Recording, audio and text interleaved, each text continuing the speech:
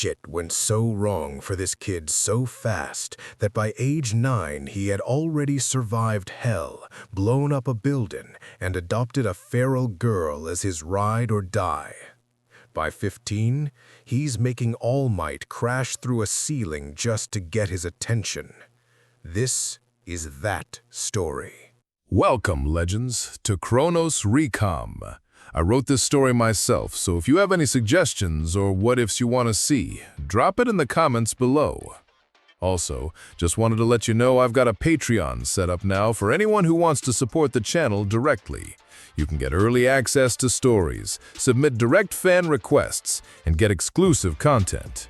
It's totally optional, but if you want to help keep these stories coming, check it out. Links in the description. And don't forget to subscribe, like, and hit that bell so you never miss an upload. Let's dive into this story. Now listen close, because this story doesn't start with a boy dreaming under a clear blue sky. There are no posters on the wall, no notebooks full of hero analysis, no wide-eyed kids staring at a screen and whispering, "I want to be just like him." This story starts in fire. Izuku Midoriya was 4 years old when the world decided he wasn't allowed to have a normal life. He was walking home from the park with his mother, Izuku Midoriya, a small woman with green hair and a laugh that could warm a room from the doorway. She was holding his hand. He was holding a red balloon. The street smelled like rain and takoyaki from the cart on the corner. Then the building across the street exploded. Not a gas leak, not an accident. A villain. Some 2-bit lunatic with a combustion quirk and a grudge against a hero agency on the 4th floor decided that today was the day he'd make the evening news. The blast wave hit the street like a freight train made of heat and glass. Izuku remembered the balloon leaving his hand. He remembered the ground coming up fast. He remembered his mother's fingers tightening around his, then letting go. When the dust cleared and the heroes finally showed up, 3 minutes and 47 seconds later, not that anyone was counting, Izuku Midoriya was under a slab of concrete the size of a car door. The paramedics pulled Izuku out from underneath her body. She had thrown herself over him, shielded him with everything she had. She was gone before the ambulance arrived. The villain was apprehended 11 minutes later by Kamui Woods, who received a commendation for the arrest. Izuku was taken to a hospital, then a shelter, then a group home. Then he disappeared. It took less than 6 weeks. A man in a clean suit and a smile that never touched his eyes showed up at the group home with paperwork that said he was from foster placement agencies. The staff didn't check. Why would they? The system was overloaded. One quiet, green-haired boy with no family and no quirk on record was barely a blip on anyone's radar. The man drove Izuku to a facility outside the city, underground, concrete walls, fluorescent lights that buzzed like dying insects. There were other kids there. Some of them had quirks that were deemed dangerous or unmarketable. Some of them were just unlucky. All of them were merchandise. This was a villain-run operation, a trafficking ring that specialized in children with potential. They tested, they tortured, they broke kids down until whatever power they had could be extracted, weaponized, or sold. The ones who didn't have useful quirks were labor. The ones who resisted were examples. Izuku was classified as Quirkless. That put him in the labor category. For 3 years, he cleaned, he carried. He was beaten when he was slow and beaten when he was fast, because the people who ran that place didn't need a reason. They just needed to remind everyone who held the leash. He learned to move quietly. He learned to read a room, who was angry, who was drunk, who was about to snap. He learned that crying didn't help, so he stopped. He learned that begging made it worse, so he went silent. By the time he was 6, he had scars on his back from a guard with an electrical quirk who liked to discipline the younger ones. He had a burn mark on his left shoulder from a branding iron, a number, not a name. He had a split in his right eyebrow from being thrown into a wall. And he had a cellmate. Her name was Himiko Toga. She was small, blonde, feral, and completely unhinged. Her quirk let her transform into anyone whose blood she ingested. The facility had been harvesting her, draining blood from other kids and feeding it to her, forcing transformations, studying the results. She bit 3 guards in her first week. They muzzled her after that. When they threw Izuku into her cell, because no one else would survive sharing space with her, She was crouched in the corner with a muzzle strapped over her jaw and her eyes glowing, gold in the dark. She looked at him like a wild animal, deciding whether he was food or furniture. Izuku sat down against the opposite wall. He didn't flinch. He didn't speak. He just looked at her. After a long silence, he reached into his pocket and pulled out a cracker he'd stolen from the kitchen. He broke it in half, set one piece on the floor between them, ate the other. Toga stared at the cracker, then at him. Then at the cracker again. She picked it up with her muzzled mouth, crushed it against the metal grate, and licked the crumbs off her lips through the gaps. Neither of them said a word. That was day 1. By day 30, Izuku had figured out the muzzle's latch mechanism by watching the guards remove it during feeding sessions. One night, when the lights went out, he reached over and unclipped it. Toga's jaw cracked as she opened her mouth fully for the first time in weeks. She didn't bite him. She just breathed. "You're stupid," she whispered. Her voice was raw and scratchy from disuse. "I could kill you." "You could," Izuku said. It was the first thing he'd said out loud in 2 months, "but you won't." "How do you know?" "Because you're lonely." Toga stared at him for a very long time. Then she crawled across the cell and sat next to him, shoulder to shoulder. She was shaking. He didn't know if it was cold or something else. He put his arm around her. She pressed her face against his neck. They stayed like that until morning. From that point on, they were a unit, inseparable. Izuku covered for Toga during inspections. Toga watched Izuku's back during work shifts. He stole food. She made sure no one touched him while he slept. The guards noticed, but they didn't care. 2 broken kids clinging to each other was easier to manage than 2 wild ones fighting everyone. They were wrong about the broken part. Izuku was 7 years old when they came for Toga. A buyer had arrived. Some underground broker who wanted a shapeshifter for infiltration work. The guards dragged Toga out of the cell at 3 in the morning. She fought. She screamed. She bit one of them through his glove and took a chunk of his thumb with her. They hit her so hard she went limp. Izuku watched from behind the bars. His hands were wrapped around the metal. His knuckles were white. His whole body was shaking. Not from fear, from something else. Something that had been building in the basement of his chest for 3 years, pressing against his ribs like a second heartbeat. The guard with the missing thumb turned to Izuku and grinned through the blood. "Don't worry, 7. We'll find you a new pet." Something snapped. The metal bars under Izuku's hands began to glow. A deep, electric purple, like the color of a bruise lit from the inside. The glow spread from his palms into the steel. The bars vibrated. The air around them started to hum. The guard's grin disappeared. Izuku didn't understand what was happening. He didn't have the words for it yet. All he knew was that everything he'd swallowed for 3 years, the pain, the silence, the rage, was pouring out of his hands and into the world. And the world was about to give it back. The bars exploded.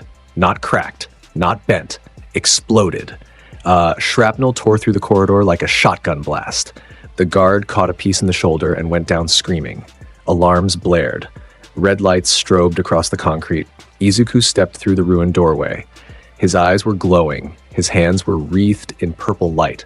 He didn't look like a 7-year-old anymore. He looked like a bomb with a pulse. He touched the wall. It detonated. He touched the floor. It erupted upward.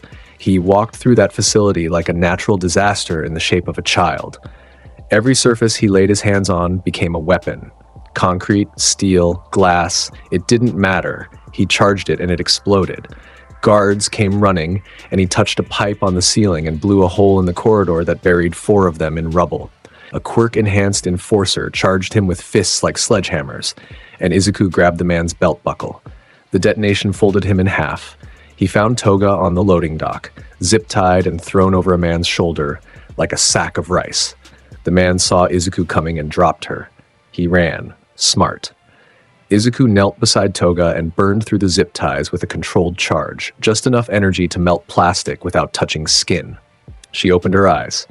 She looked at him, at the purple glow fading from his hands, at the smoke rising behind him, at the entire building groaning like it was about to collapse. "Izuku, we're leaving." He picked her up. She wrapped her arms around his neck. He walked toward the only exit he could see. A loading bay door made of corrugated steel. He placed one hand flat against it.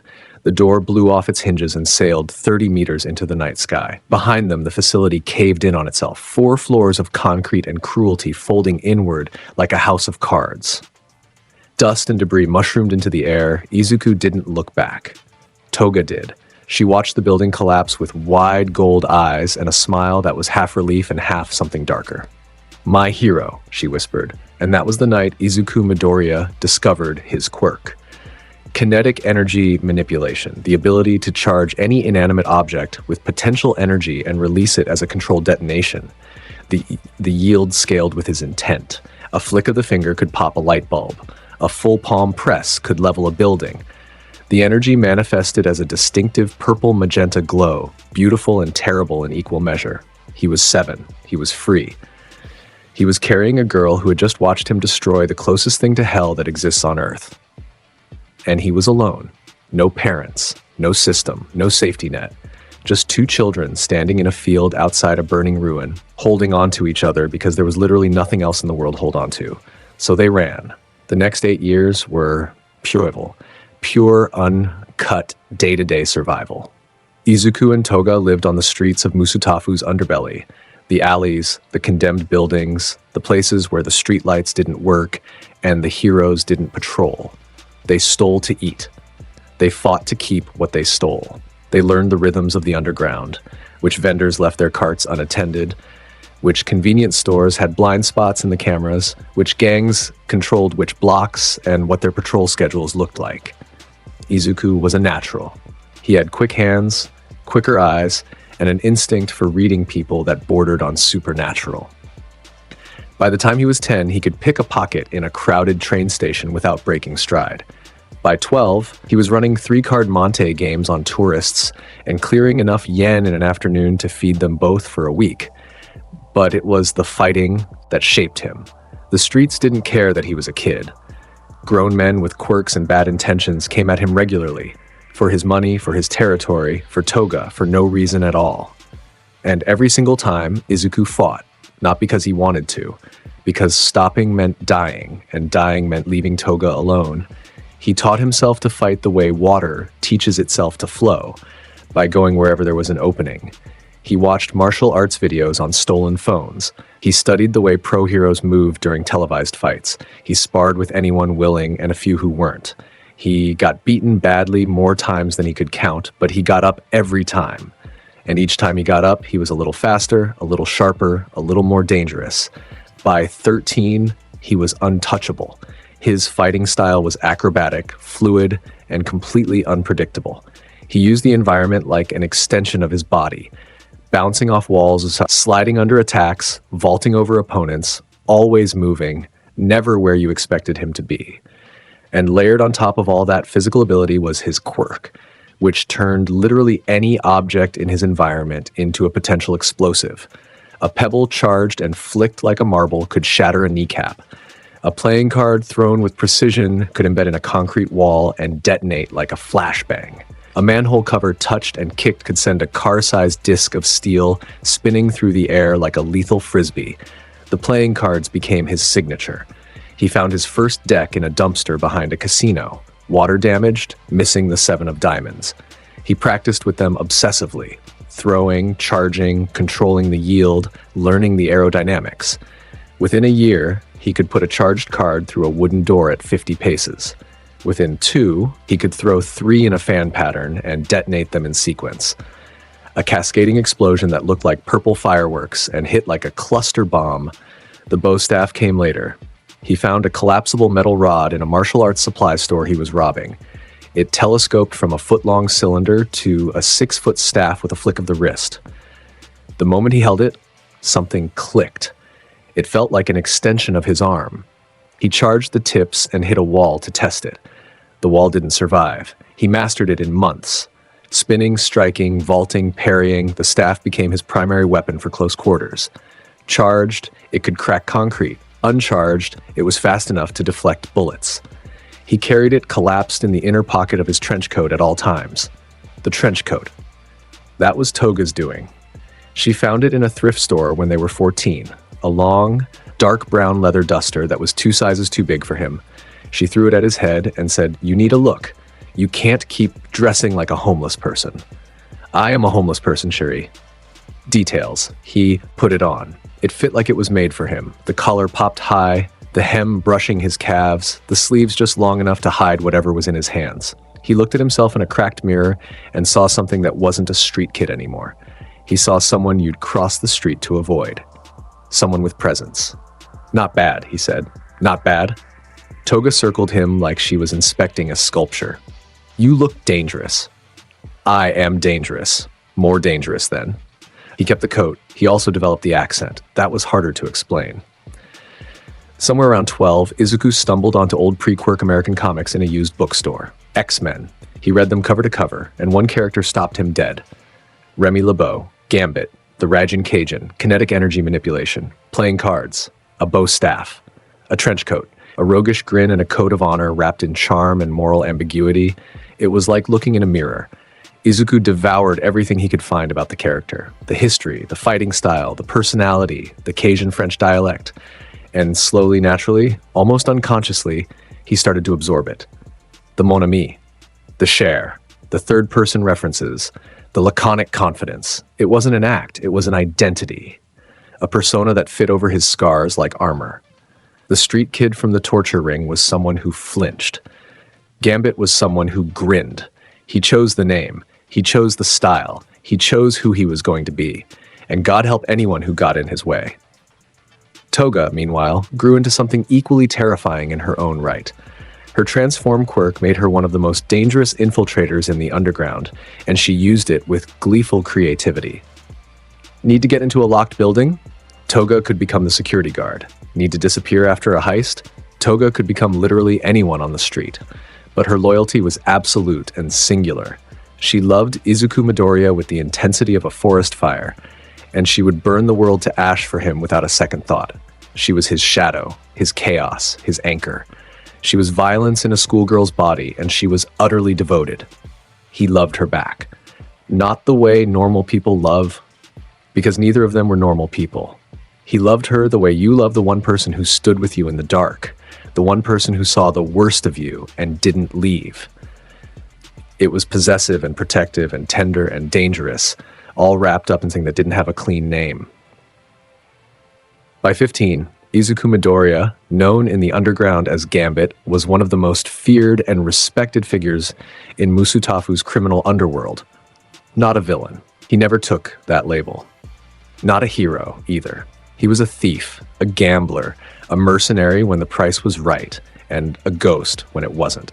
He had a reputation. Don't cheat at his table, don't threaten what's his, and don't mistake his smile for softness. The smile was the last thing a lot of people saw before the lights went out. Now, the story of how Izuku Midoriya went from the most wanted teenager in Musutafu to a student at the most prestigious hero school in Japan, that's a story worth telling twice. It started with a bar fight. The place was called the Dead Man's Hand. Dive bar. Underground. The kind of establishment where the floor was sticky, the drinks were watered down, and everyone in the room had at least one outstanding warrant. Izuku was there because the owner owed him money from a card game 3 weeks prior, and Gambit always collected. He was sitting at the bar, shuffling a deck of cards with one hand, and nursing a glass of something, amber with the other, when the front door blew off its hinges. 4 villains walked in. Small-time crew, matching jackets, bad attitudes, quirks that made them think they were tougher than they were. The leader had a stone skin mutation. The second could shoot spikes from his forearms. The third had some kind of smoke emission. The fourth was big. Just big. Everyone on the ground. Stone Skin shouted, "This is a robbery." Izuku didn't get on the ground. He took a sip of his drink.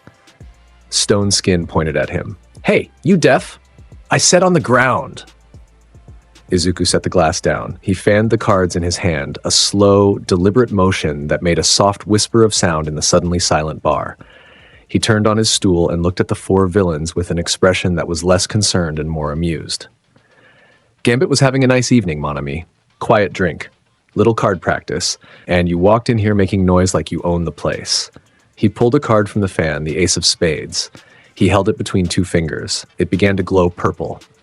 You don't own this place, you don't own this block, And you certainly don't own Gambit's attention, but congratulations. You got it.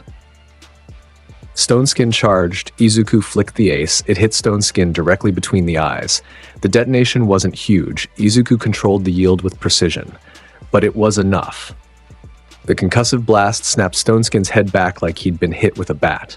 His mutation absorbed some of the force, but the shockwave rattled his brain inside his skull. He dropped like a bag of cement, one down in 2 seconds. Spike Arms fired a volley of bone projectiles across the bar. Izuku was already off the stool. He hit the floor in a crouch, rolled under the spike barrage, came up with his bow staff extending to full length in a single fluid snap. He planted the tip and vaulted, feet overhead, body spinning through the air like he was born in a circus, and brought the charged end of the staff down on Spike Arm's shoulder. The impact cratered the floor beneath the villain's feet. A pulse of purple energy radiated outward. Spike Arms' eyes rolled back. He folded. 2 down. 4 seconds. Smoke Villain panicked and flooded the bar with thick, acrid smoke. Couldn't see a thing. Which was fine, because Izuku didn't need to see. He'd already mapped the room when he walked in. Exits, furniture placement, number of people. He moved through the smoke like it wasn't there. 3 quick steps, a spin, and the bow staff caught Smoke Villain across the ribs. He went airborne, hit the back wall, and slid down in a heap. 3 down. 7 seconds. Big Guy looked at his 3 unconscious teammates. He looked at the smoke clearing to reveal a 15-year-old kid in a trench coat, twirling a glowing staff with one hand, not even breathing hard. Big Guy put his hands up. "Smart man," Izuku said. He collapsed the staff, tucked it away. He walked behind the bar, opened the register, counted out exactly what the owner owed him, and pocketed it. The bartender stared at him. "You're just taking that?" "The man owes Gambit money. Gambit is settling the tab." He straightened his coat, pulled a lollipop from his pocket, strawberry, his favorite, unwrapped it, and stuck it in the corner of his mouth. "Tell your boss we're square, and tell him to get better security." These 4 were embarrassing. He walked out. The bar's security camera footage hit the underground network within the hour. Within 3 hours, it had been passed to a police contact. Within 6, it landed on 2 desks that mattered. The first belonged to Tsunagu Hakamata, the pro hero known as Best Genist, currently the number 4 hero in Japan. The second belonged to Shota Aizawa, the pro hero known as Eraserhead, underground specialist, teacher at UA High School, and a man with very little patience for teenage vigilantes. They watched the footage 3 times each. Best Genist noted the economy of movement, the precision of the quirk application, the complete absence of wasted energy. This child is operating at a level beyond most licensed professionals. Aizawa noted the body language, the environmental awareness, the fact that the kid took out 4 quirk users in 7 seconds while holding a lollipop. This child is going to get himself killed or kill someone else, possibly both. All Might, who saw the footage 20 minutes later because nothing involving that level of raw power stayed under the radar for long, noted something else entirely: the way the kid moved between the civilians. Not through them, not around them. Between them. Protective. Instinctive. He never once put a bystander in the blast radius. Every detonation was angled away from the crowd. "That boy fights like a villain," All Might said slowly, "but he protects like a hero." They tracked him for 2 days. Aizawa did most of the legwork because tracking people in Musutafu's underground was his specialty. Best Genist provided resources and looked increasingly uncomfortable the deeper they went into the city's underbelly. They found him at a gambling den beneath a laundromat in the Naruhata district. Izuku was sitting at a poker table, coat draped over his chair, sleeves rolled up, a small mountain of chips in front of him, and a grin on his face that said he knew exactly which cards everyone else was holding. Because he did. Reading people was Izuku's other superpower. No quirk needed, Aizawa and Best Genist walked in trying to look casual. They failed. Aizawa's capture weapon was coiled under his scarf like a sleeping snake, and Best Genist's posture screamed, "I have never been to an illegal establishment in my life." Izuku spotted them before they reached the bottom of the stairs. He didn't react visibly. He played another hand, won it, stacked his chips. Then he leaned back in his chair and spoke without looking at them. 2 pro heroes walk into an underground poker room. Sounds like the setup to a bad joke, non? He turned his head. Red eyes, a quirk side effect that manifested as he grew, caught the light. Sorry, fellas. Gambit don't do cuffs. Aizawa moved first. His capture weapon shot from beneath his scarf like a striking snake, unfurling in a wide net pattern designed to immobilize. Fast. Professional. The kind of opening move that ended fights before they started. Izuku was already not in his chair. He'd kicked back from the table the instant Aizawa's shoulder shifted, reading the attack before it launched. The capture weapon wrapped around empty air. Izuku landed 3 meters back in a crouch, cards already in hand. He drew one. Charged it. The purple glow painted the dim room in magenta light. Every person at every table froze. Let's not do this here, Monami. Lot of innocent degenerates in this room. Aizawa pulled back the weapon and launched again. Faster, tighter, aimed to bind limbs. Izuku threw the card, not at Aizawa, at the capture weapon itself. The card hit the bundled fabric mid-flight and detonated. The explosion shredded the binding cloth and sent a concussive wave that slammed Aizawa into the concrete wall behind him. Dust rained from the ceiling. Aizawa hit the ground, rolled, and came up with his eyes blazing red. Erasure active. Izuku felt it. A strange pulling sensation, like someone trying to drain bath water through a pinhole. His quirk flickered. The purple glow on his next card sputtered. He looked at Aizawa's glowing red eyes and understood immediately. Erasure. Oui? That's a neat trick. He dropped the card and collapsed his stance. Pure martial arts now. No quirk needed. Good thing Gambit can fight the old-fashioned way too. Best Genist stepped in. His fingers twitched and denim fibers erupted from his costume. Dozens of thin, incredibly strong cables that shot toward Izuku from multiple angles, designed to wrap, immobilize, and compress. Izuku's bow staff was in his hand before the first fiber reached him. He spun it, a blinding rotation that turned the staff into a circular saw of motion. The charged tips, residual energy from before the erasure still fading, shredded through the denim cables like a hot knife through paper. Fibers fell to the ground in pieces. Best Genist's eyes went wide. Impossible. Those fibers have a tensile strength of... Izuku didn't let him finish. He planted the staff and launched himself, feet first, body horizontal, directly at Best Genist. His boots caught the hero in the chest and sent him stumbling back into a poker table, which collapsed under his weight. Chips scattered across the floor like confetti. Izuku landed, spun the staff once, and rested it across his shoulders. He wasn't even breathing hard. The lollipop stick in his mouth hadn't moved. You boys are slow, he said. I'm holding all the aces. Aizawa was back on his feet, eyes still glowing, hands reaching for his backup restraints. Best Genist was extracting himself from the destroyed poker table with as much dignity as he could salvage, which wasn't much. The entire gambling den was watching. Dealers, players, bouncers, everyone, with expressions that ranged from awestruck to terrified. A kid. A 15-year-old kid just handled 2 top pro heroes like they were sparring partners. Izuku turned toward the back exit. Time to vanish. The ceiling exploded, not from an attack, from an entrance. A massive figure dropped through the ruined concrete like a meteor. Broad-shouldered, blonde-haired, smiling that smile that every person in Japan knew better than their own reflection. All Might landed in the center of the gambling den. The floor cracked under his feet. The shockwave from his landing knocked over chairs and sent cards fluttering through the air like paper butterflies. Every single person in the room stopped breathing. Izuku stopped too. Not out of fear. Out of respect. Say what you want about the symbol of peace. The man had presence. Young man, All Might said. His voice filled the room without effort. We are not here to arrest you. Izuku tilted his head. The lollipop stick shifted from one side of his mouth to the other.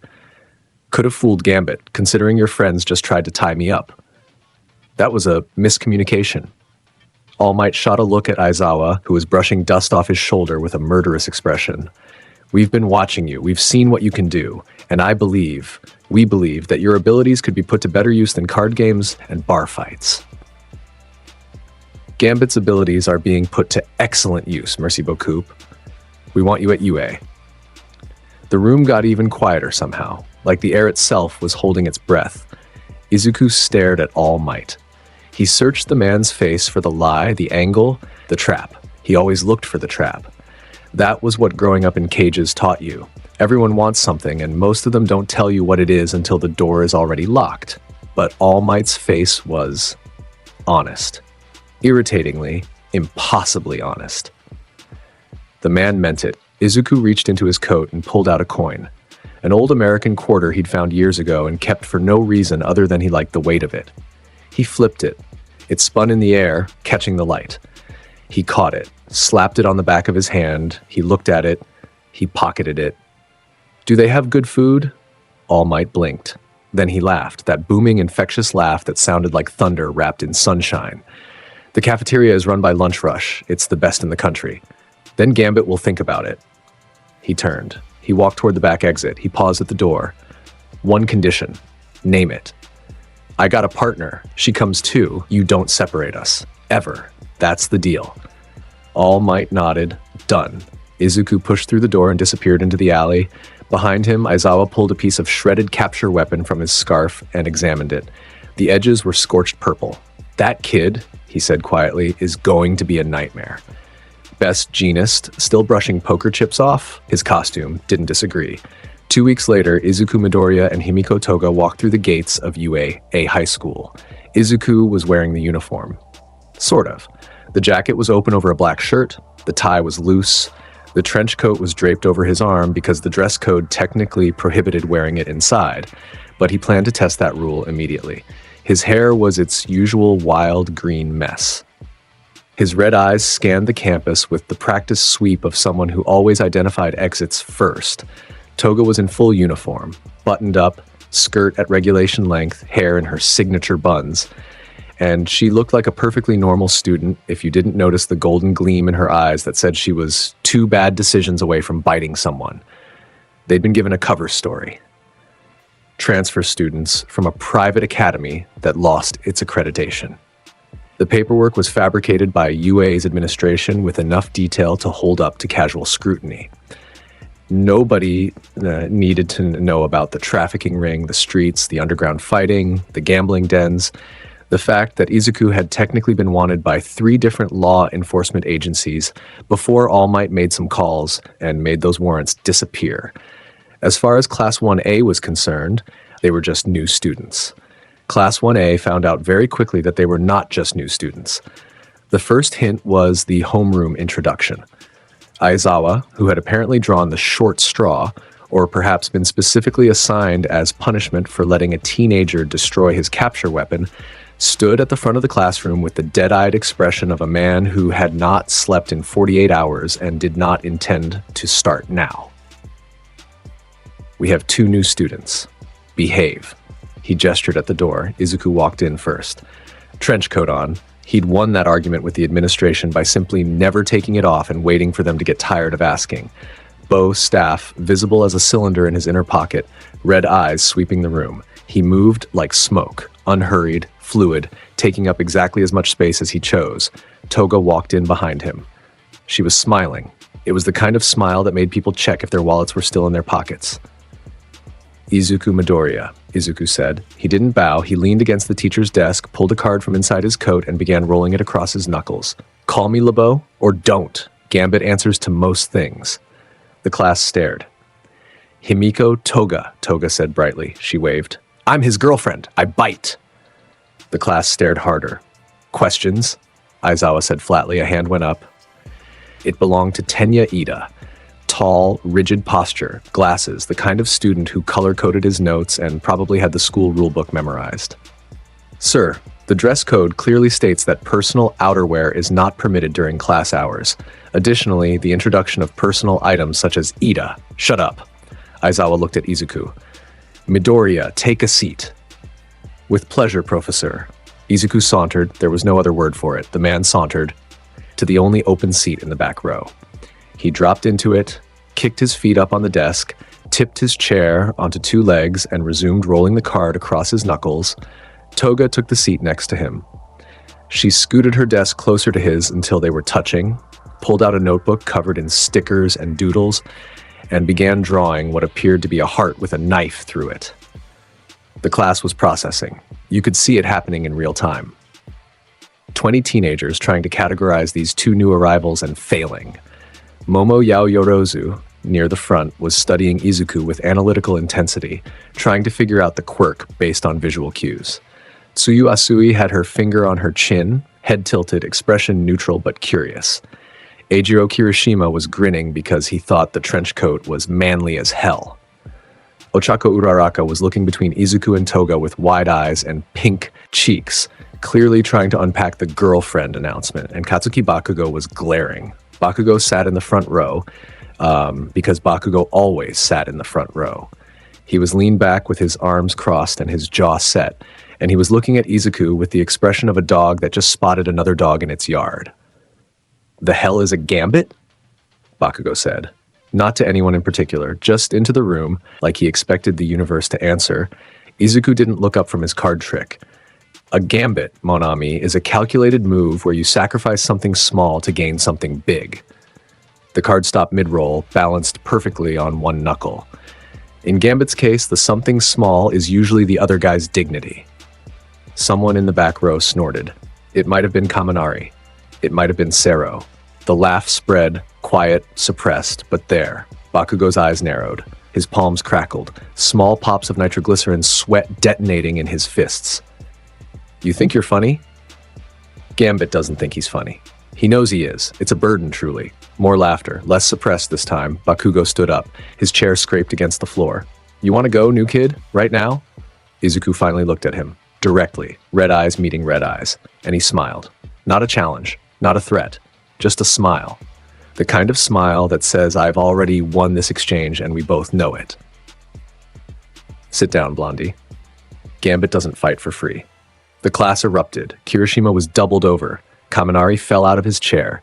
Even Todoroki, silent, stoic, scar-faced Todoroki in the corner, had a tiny crack at the corner of his mouth that might generously be called almost a smile. Bakugo's face went through approximately 15 shades of red. His palms were smoking. He opened his mouth. "Bakugo, sit. Down." Aizawa's voice cut through the room like a razor. His eyes were on Izuku, and the expression on his face was complicated. Part warning, part something else. Something that might, if you squinted, look like amusement buried under 17 layers of exhaustion. Bakugo sat. He didn't stop glaring. He wouldn't stop glaring for approximately the rest of the semester. But he sat. That set the tone. Over the next week, Izuku Midoriya established himself in Class 1A not through aggression, not through displays of power, but through sheer gravitational force of personality. He was impossible to ignore. Every room he walked into rearranged itself around him. In academic classes, he was sharp, not studious. He clearly hadn't had formal education in years, but sharp. He picked things up fast, asked questions that made teachers pause and reconsider their lesson plans, and solved problems through intuition and lateral thinking that left the textbook students scrambling to follow his logic. In physical training, he was something else entirely. The first combat exercise almost broke the class. Aizawa paired students for sparring. When Izuku's name came up, the room went quiet. "Midoriya, you're with Bakugo." Bakugo grinned. It was the grin of a predator who'd been waiting for exactly this. Izuku pulled a lollipop from his pocket, unwrapped it, stuck it in his mouth. "Sure thing, Professor." They faced each other in the training ground. Bakugo was already crackling, nitroglycerin popping in his palms, stance wide, aggressive, ready to explode forward. He was fast, he was strong, he was relentless, and he'd never lost a fight in his life. Izuku stood with his hands in his pockets, lollipop in his mouth, trench coat barely moving in the breeze. He looked relaxed, he looked bored. "Start," Aizawa said. Bakugo launched. He was fast, genuinely fast. Explosion propelled, closing the distance in a heartbeat, right hand drawn back with a blast already building. Izuku took his hands out of his pockets. That was it. That was his preparation. Bakugo's right hook came in wreathed in fire and noise. Izuku leaned, 6 inches to the left. The explosion passed his face close enough to ruffle his hair. He didn't blink. In the same motion, he grabbed Bakugo's extended wrist, pivoted, and redirected the momentum. Bakugo went face first into the concrete, thrown by his own force. He was up in an instant, spinning with a backblast kick. Izuku ducked it, swept Bakugo's standing leg, and watched him hit the ground again. Bakugo rolled, caught himself on his palms, and launched a double-handed explosion that turned the air between them into a wall of concussive fire. Izuku's bow staff was out. He spun it once, a tight, fast rotation, and charged both tips. The staff cut through the explosion like a blade through silk. The charged tips disrupted the blast wave, splitting it around his body. He came through the fire untouched. "You're fast, Monami," Izuku said. He planted the staff and vaulted over Bakugo's next charge, landing behind him. Powerful too. Big explosions, very loud. "Shut up and fight me!" Bakugo roared. He spun with an AP shot, concentrated explosion, narrow beam, devastating at close range. Izuku caught it on his charged staff. The energy collision sent sparks and purple lightning arcing across the training ground. He absorbed the impact, redirected it through the staff, and slammed the butt end into the ground. A shockwave rippled outward and knocked Bakugo off balance. In that half-second of instability, Izuku stepped in. He placed one finger against Bakugo's chest, just one finger glowing faintly purple, and pushed. Gently, Bakugo felt it. The charge. His shirt was glowing. His eyes went wide. "Bang," Izuku whispered. The charge detonated. Controlled. Precise. Just enough force to launch Bakugo backward 20 meters. He hit the ground, bounced, skidded, and came to a stop at the edge of the training area. Silence. Then Kirishima said very quietly, "What the hell?" Bakugo was on his back, staring at the sky, chest heaving. His shirt was shredded. There was a perfect circular scorch mark on his sternum. He wasn't injured. Izuku had calibrated the yield exactly to knock him out of the ring without breaking bones. The precision of that was arguably more terrifying than if he'd just blown Bakugo through a wall. Izuku collapsed his staff, tucked it away, and stuck his lollipop back in his mouth. He looked at Aizawa. "We done, Professor?" Aizawa stared at him for 3 full seconds. Then he said, "Done." Izuku walked back to the observation area. Every student in the class watched him go. Some with awe, some with fear, some with both.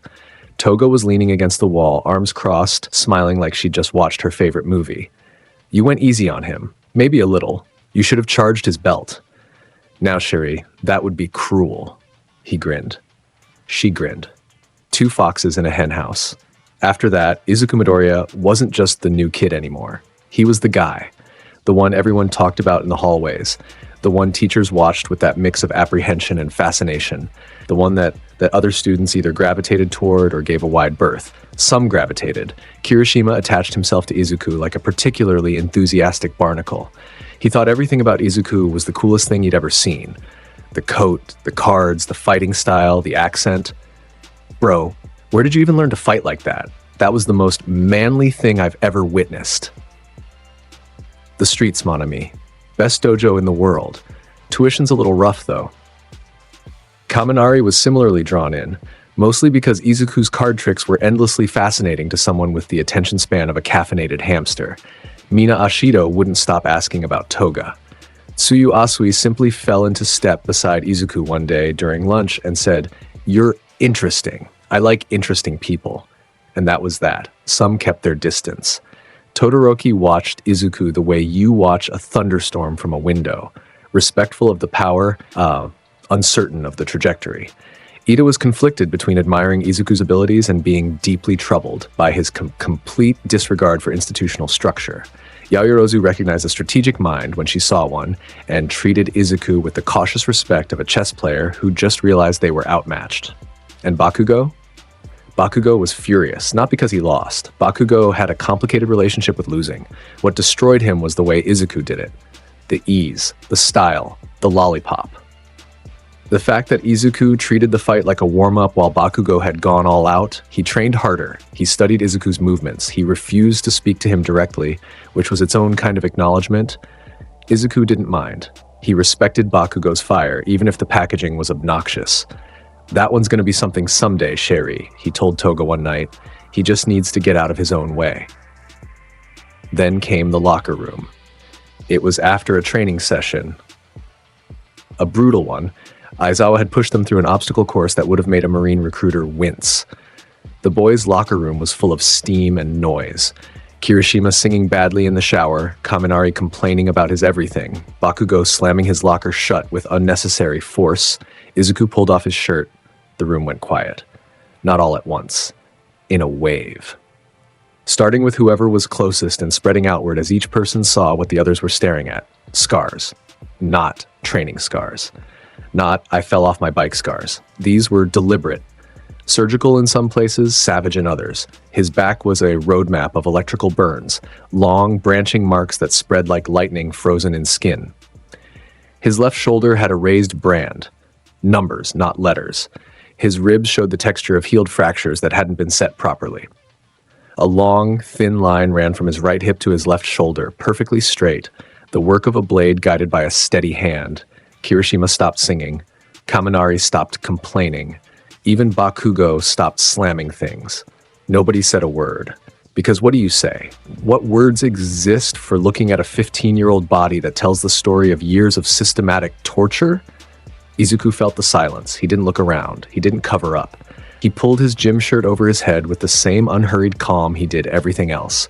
If the scars bothered him, he didn't show it. They were part of him, as much as his red eyes, his green hair, his quirk. He didn't hide them and he didn't explain them. He grabbed his coat and walked out. In the hallway, Toga was waiting. She was always waiting. She saw his face and knew immediately, not that something was wrong, but that the mask was heavier today than usual. She fell into step beside him. They walked in silence until they reached an empty training room. Izuku leaned against a row of lockers. He stared at the ceiling. Toga reached up and touched the scar that crept above his collar, the end of the line that ran from his hip to his shoulder. She traced it with one fingertip, slow and gentle. She knew where every scar started and ended. She'd been there for some of them. "Showing off for the boys?" she asked softly. Wasn't planning on it. He looked down at her. This close, you could see the flecks of amber in his red eyes, the way the hardness softened, just a fraction, just for her. They looked at me like I was something broken. "You're not broken. You're just interesting." He almost smiled. That's one word for it. She stepped closer. Her hand moved from the scar to his jaw. She tilted his face down toward hers. Her eyes were half-lidded, golden, burning with something that existed in the space between hunger and devotion. "You're looking hungry, Sherry," he murmured. "Only for you, Izuku." She pressed against him. Her fingers curled into the fabric of his shirt. His hands found her waist, one warm, one still faintly humming with residual charge that made her skin tingle through the cloth. She tilted her head and kissed the scar on his neck, the one from the guard who liked electricity. It was tender and fierce at the same time, claiming. Like she was writing herself over the pain, he bent his head. His lips found her temple, her cheek, the corner of her mouth. She made a sound, quiet, wanting, and pulled him closer, their foreheads pressed together, breathing tangled, two heartbeats that had been synced since a dark cell in a building that didn't exist anymore. "Mine," she whispered. "Yours," he confirmed. "Say it in French. À toi, chérie. Toujours." She bit his lower lip, gently, then not so gently. He grinned against her mouth. "Careful, Gambit needs that lip. Gambit needs a lot of things." She pulled back just enough to look him in the eyes. Her expression was stripped of all performance. No madness, no chaos, no Toga the crazy girl mask. Just a young woman looking at the one person in the world who knew her completely.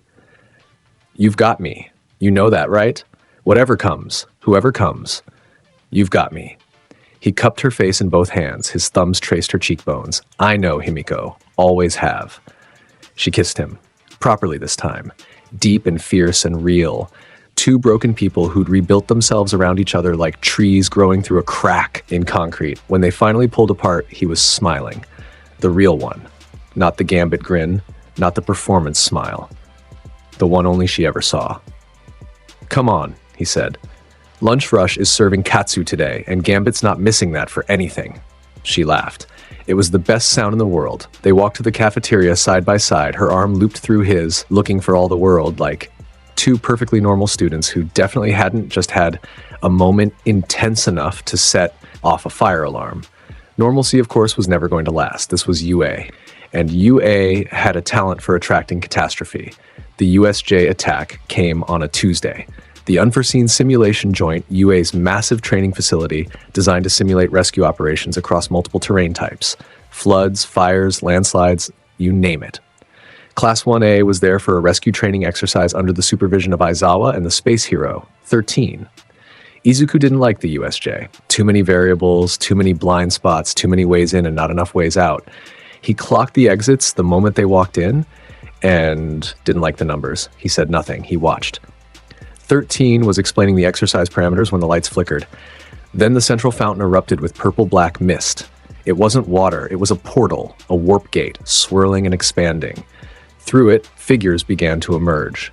Dozens of them, then hundreds. Villains in mismatched gear, quirks crackling, faces masked, pouring into the USJ like roaches through a crack in the wall. At the center of the portal stood two figures. The first was lean and pale, with severed hands grafted to his body like grotesque accessories. His eyes were bloodshot, his posture hunched, and his voice carried across the facility with a theatrical contempt that suggested he'd been rehearsing this moment. Tamura Shigaraki. The second was a thing, massive, 8 feet tall, muscles stacked on muscles, brain exposed and pulsing through a shattered skull.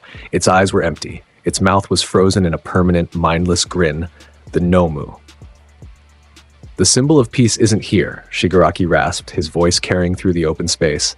How disappointing. I wanted to kill him first. Oh well. He spread his hands. Kill the children instead. The villains surged forward. The class panicked. Not completely. These were UA students, not civilians.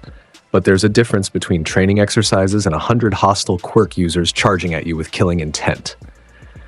Several students froze. Others scrambled into defensive positions.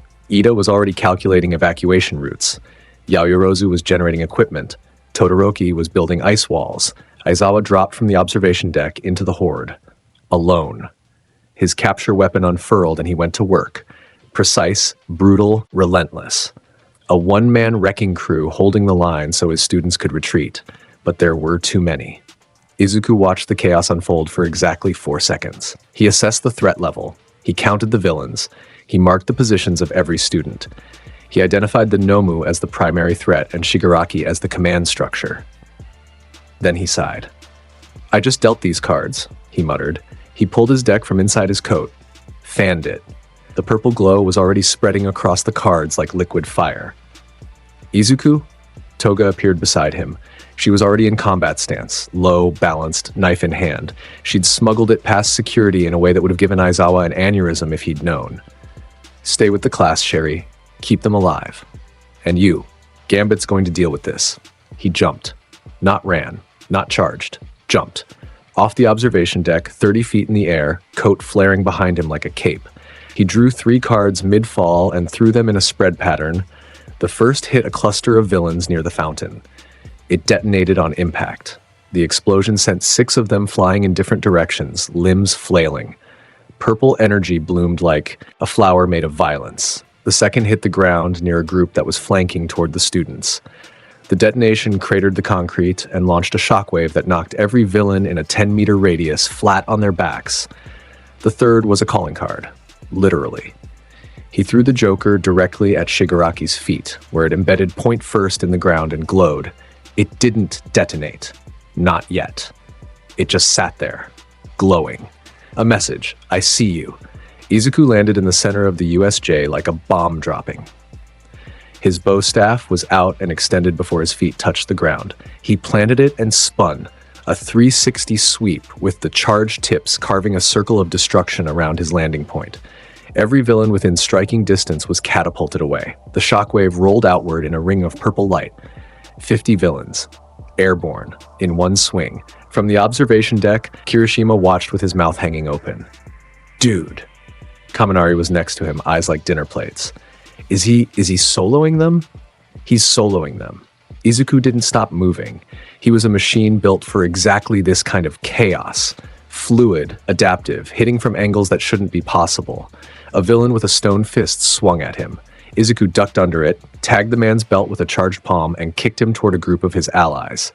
The belt detonated mid-flight. The man became a human flashbang, scattering his own teammates. A villain with a stretching quirk tried to grab him from range. Izuku threw 2 cards through the extended limbs. Not at the villain, through the limbs. The detonations cauterized the attack and left the villain screaming on the ground. Retracting useless rubber arms, 3 villains charged him simultaneously. Izuku vaulted off his staff, inverted in the air, and threw 5 cards in a downward fan. Each one hit a different target. Each one detonated with precise, controlled force. 5 explosions rippled across the ground floor in a cascade of purple energy. He landed, spun the staff, kept moving. From the central platform, Shigaraki watched with a growing unease that he absolutely refused to show on his face. This wasn't in the plan. The plan was simple. Overwhelm the students, draw out all might, use the Nomu to kill him. Nowhere in that plan did it account for a teenager in a trench coat dismantling his army like a kid knocking over dominoes. Who the hell is that? Shigaraki hissed. Kurogiri, the warp gate villain beside him, had no answer. His mist form shifted nervously. Meanwhile, Toga was doing exactly what Izuku asked. She was with the students, and she was terrifying. A group of villains had flanked through Kurogiri's portals and appeared directly among the students. They expected easy targets. They got Himiko Toga. She moved through them like a dancer with knives. Small, quick, vicious. Her blade found gaps in guard stances that shouldn't have existed. She didn't use her quirk. She didn't need to. Pure speed and savagery, a villain twice her size threw a punch. She ducked it, slashed his wrist, kicked his knee, and when he dropped to her level, she grabbed his face and slammed it into the ground. She was smiling the entire time. "Don't worry," she called to the frozen students behind her, blood on her cheek and sunshine in her voice. "I'm a good guy now, mostly." Gura didn't know whether to be grateful or horrified. He settled on both. Suyu, to her credit, simply said, "She's efficient," and went back to pulling unconscious villains out of the flood zone. Back in the thick of it, Izuku had carved a path to within 50 meters of the central platform. Aizawa was nearby, bloodied and exhausted, still fighting but clearly running on fumes. He'd been taking hits to protect students, and it showed. Izuku appeared beside him. "You look rough, Professor." Aizawa punched a villain in the throat without looking. "I don't need commentary." "Fair enough, take a breather. Gambit's got the front line." Before Aizawa could argue, Izuku was gone. Moving toward the Nomu, the thing was standing perfectly still near the fountain, awaiting orders. Up close, it was even worse. The exposed brain pulsed with every heartbeat. Its eyes tracked movement without intelligence. Mechanical, predatory. Its body was a biological weapon, engineered for one purpose. Izuku stopped 10 meters away. He pulled the lollipop from his mouth. He'd somehow kept it intact through the entire fight, and examined the Nomu with the casual interest of a man looking at an ugly painting. Big guy. Ugly face. He stuck the lollipop stick back between his teeth and grinned. "Let's fix that." Shigaraki's hand twitched. "Nomu, kill him." The Nomu moved. Fast. Impossibly fast for something that size. It crossed the 10 meters in a blink, fist already swinging. The punch had enough force to shatter concrete. It would have turned a normal person into a memory. Izuku was already airborne. He'd read the charge and launched himself upward with a charged staff strike to the ground. The Nomu's fist passed through the space where his head had been a heartbeat earlier. At the apex of his jump, Izuku drew 5 cards. A specific 5. He'd arranged them in the deck beforehand, because Gambit always stacked the deck. 10 of hearts, Jack of hearts, Queen of hearts, King of hearts, Ace of hearts, a royal flush. He charged all 5 simultaneously. The purple glow was blinding, so bright that students on the observation deck shielded their eyes. The air hummed with potential energy. "Full house," Izuku said. "Just kidding. Royal flush." He threw them in sequence, one after another, half a second apart. The first card hit the Nomu's face and detonated. A concussive explosion that rocked the creature's head back and sent cracks spiderwebbing across the exposed brain casing. Regeneration kicked in instantly. Tissue knitting, bone reforming. The second card hit before the regeneration finished. Same spot, deeper this time. The explosion tore away the newly formed tissue and cracked the skull plate underneath. Third card. The Nomu staggered. Its regeneration was working overtime, struggling to repair damage that was being compounded before it could finish. Purple energy burned against gray flesh. Fourth card. The detonation blew a chunk of the Nomu's face clean off. Bone and engineered tissue scattered. The creature made a sound.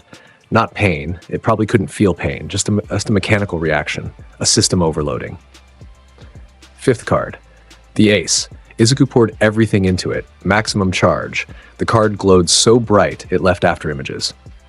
It hit the Nomu's exposed brain directly. The detonation was massive. A pillar of purple energy erupted upward like a geyser, visible from outside the facility. The shockwave flattened everything within 20 meters. Concrete cracked in radiating lines. Water from the flood zone turned to steam. The Nomu went down. Not unconscious. It was still twitching. Regeneration struggling to process damage that had exceeded its design parameters. But it was down. Out of the fight. A smoking ruin of engineered flesh and shattered ambition.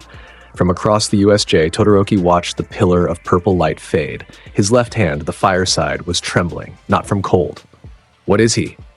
Todoroki asked no one. Uraraka, beside him, shook her head slowly. "I don't think there's a word for it." On the central platform, Shigaraki was no longer composed. His fingers were scratching at his neck, an anxious habit that left red welts on pale skin. His plan was crumbling. In us, the Nomu was supposed to be their trump card, their all-might killer. And some kid in a coat just shut it down with playing cards. "Cheater," Shigaraki hissed. "You're a cheater." Izuku landed in front of him. The lollipop stick was gone, lost somewhere in the explosions. His coat was singed at the edges. A thin cut on his cheek leaked blood where a piece of debris had nicked him, but his eyes were steady. His grin was untouched. "Gambit don't cheat, mon ami. He just plays better than everyone else." Shigaraki lunged. 5 fingers, decay quirk activated, aimed at Izuku's face. Izuku sidestepped. Smooth, clean. He grabbed Shigaraki's wrist with one hand and bent it at an angle that made the villain's knees buckle. With the other hand, he charged a card and held it an inch from Shigaraki's eye. 5 fingers means death. Let me tell you something about Gambit. He leaned close. His voice dropped to a whisper. Gambit only needs one. He flicked the card against Shigaraki's forehead. The detonation was tiny, barely more than a firecracker. But at that range, against an unprotected skull, it was enough. Shigaraki's eyes rolled back. He collapsed. Kurogiri's mist erupted immediately, engulfing Shigaraki and pulling him into a portal. The Warp Gate villain wasn't stupid enough to fight Izuku directly. He grabbed his boss and ran. The remaining villains saw the portal and bolted. Some through Kurogiri's escape route. Some through the doors. Some just dropped their weapons and put their hands up. It was over. The USJ was a wreck. Craters everywhere. The flood zone was half evaporated. The mountain zone had a new canyon. The central fountain was a pile of rubble. And in the middle of it all, standing with his coat settling around him and his staff resting across his shoulders, was Izuku Midoriya. The double doors at the top of the facility exploded inward. All Might stood in the entrance. Muscular form. Heroic pose. The symbol of peace arriving to save the day, he stopped. He looked at the unconscious villains. He looked at the fallen Nomu. He looked at Izuku. "I see I'm late," All Might said. Izuku pulled a fresh lollipop from his coat pocket, unwrapped it, and stuck it in his mouth. "Fashionably late, Monsieur All Might. The party's pretty much over." He gestured at the carnage around him. "But you can have cleanup duty if you want. Gambit's generous like that." All Might stared at him. Then he laughed. That booming, chest-shaking laugh. But underneath it, underneath the performance, his eyes were sharp, calculating. He was looking at a 15-year-old who had just done what a team of pro heroes would have struggled with. This boy wasn't just powerful. He was something else entirely. From the observation deck, Aizawa watched the exchange. He was sitting against a wall, blood dripping from a gash above his eye, one arm hanging at a wrong angle. 13 had taken damage too. Both of them were alive because Izuku's intervention had drawn the villain army's attention away from them before they could be overwhelmed. Aizawa would never admit that out loud, but he wrote it in his incident report. The relevant section read, "Student Midoriya engaged the villain force independently and neutralized the primary threat without direct orders, sustaining minimal injury and preventing what would likely been significant casualties among students and staff." Underneath that, in smaller handwriting that only someone reading the original document would see, he'd added, "He's better than half the pros I know. And he's 15. God help us all." The aftermath of the USJ attack changed everything. Not just for Class 1A, though it changed plenty there. The students who'd watched Izuku single-handedly dismantle a villain invasion now looked at him with something beyond respect. It was closer to awe. The kind of quiet, slightly nervous awe you feel standing at the base of a mountain, understanding for the first time that some things in the world are simply bigger than you. But the larger change was public. News of the attack leaked, because news always leaks. And the details of what happened inside the USJ spread across social media like wildfire. Shaky footage from damaged security cameras showed a figure in a trench coat moving through hordes of villains with casual, terrifying efficiency. The clips were low quality, but the purple explosions were unmistakable. Within 24 hours, Gambit was trending. Not Izuku Midoriya. The school kept his name under wraps for safety reasons. Just Gambit. The mysterious UA student who fought like a demon and threw playing cards that exploded. Fan accounts appeared. Theories multiplied. Someone with too much time and excellent photo enhancement skills isolated a frame from the footage and posted it. A silhouette in a trench coat, arm extended, purple light blooming from his hand like a star being born. That image became an icon overnight. Izuku found the whole thing hilarious. Toga printed out the fan art and taped it to their desks. The UA Sports Festival was 2 weeks after the USJ attack. Under normal circumstances, the festival might have been postponed. An unprecedented villain attack on the school's own facility.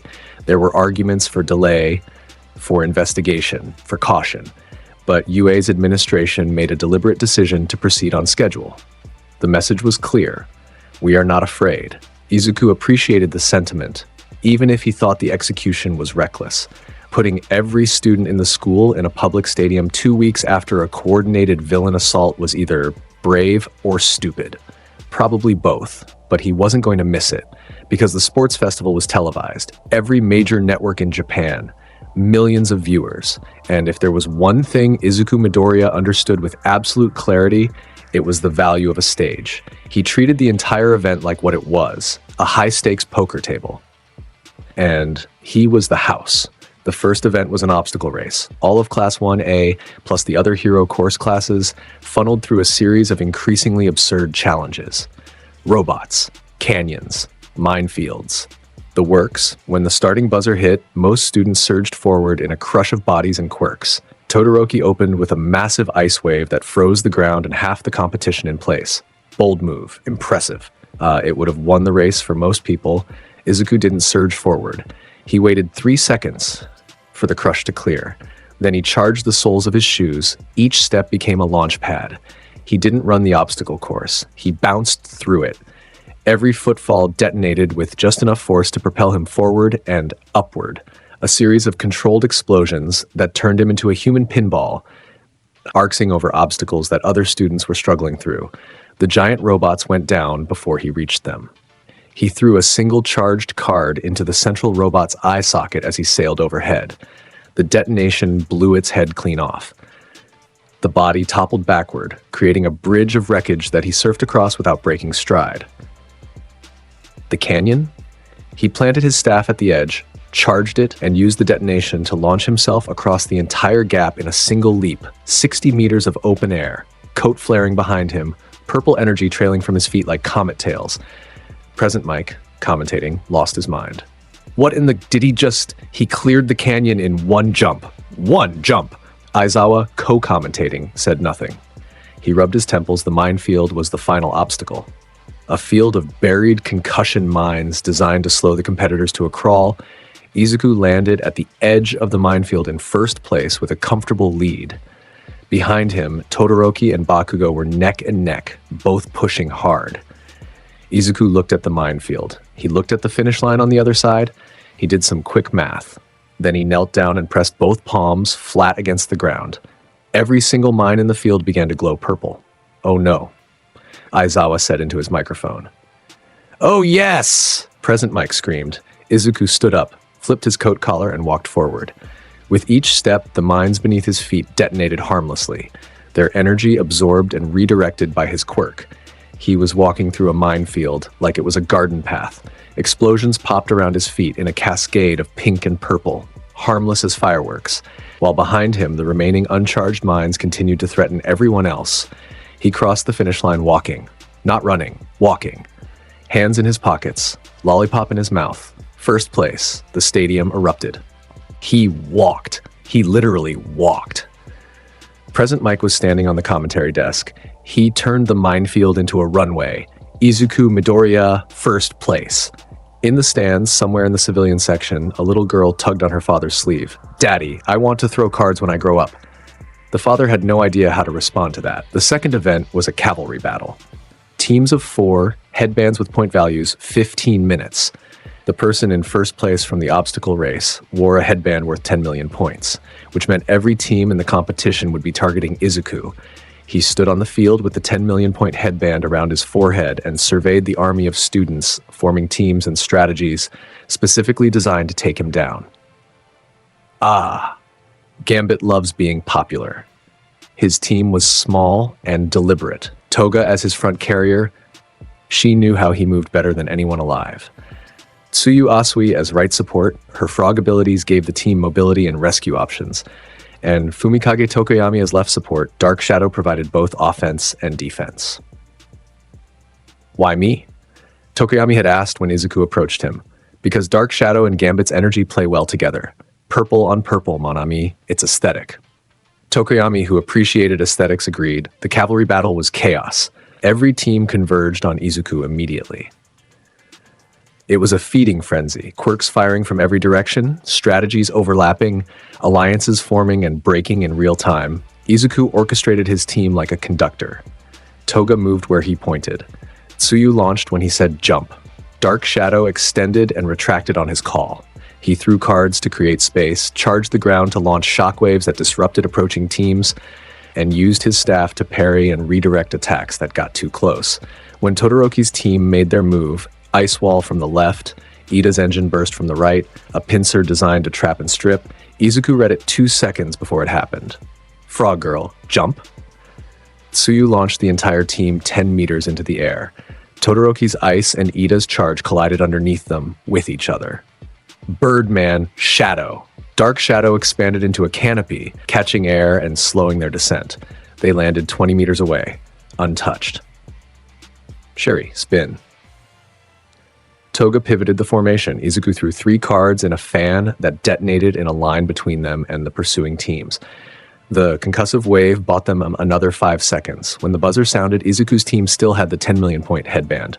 They also had 4 others, snatched during the chaos. They finished in first by a margin that was almost insulting. Izuku stepped off Toga's shoulders. She was grinning. Tsuyu was panting but smiling. Tokoyami's expression was unreadable behind his beak, but Dark Shadow was pumping a fist. Good game, team, Izuku said. Drinks on Gambit, and by drinks, I mean juice boxes, because apparently we're in high school. The one-on-one tournament was where the festival became legendary. 16 students, single elimination. The matchups were randomized. The crowd was packed. The cameras were rolling. Japan was watching. Izuku's first match was against Hanta Sero, the tape quirk user.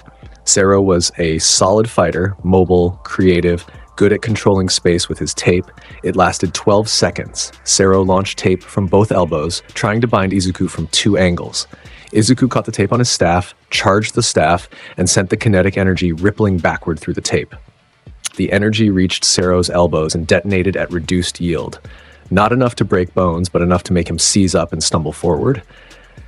Izuku closed the distance, hooked Sero's ankle with the staff, lifted, and flipped him out of bounds.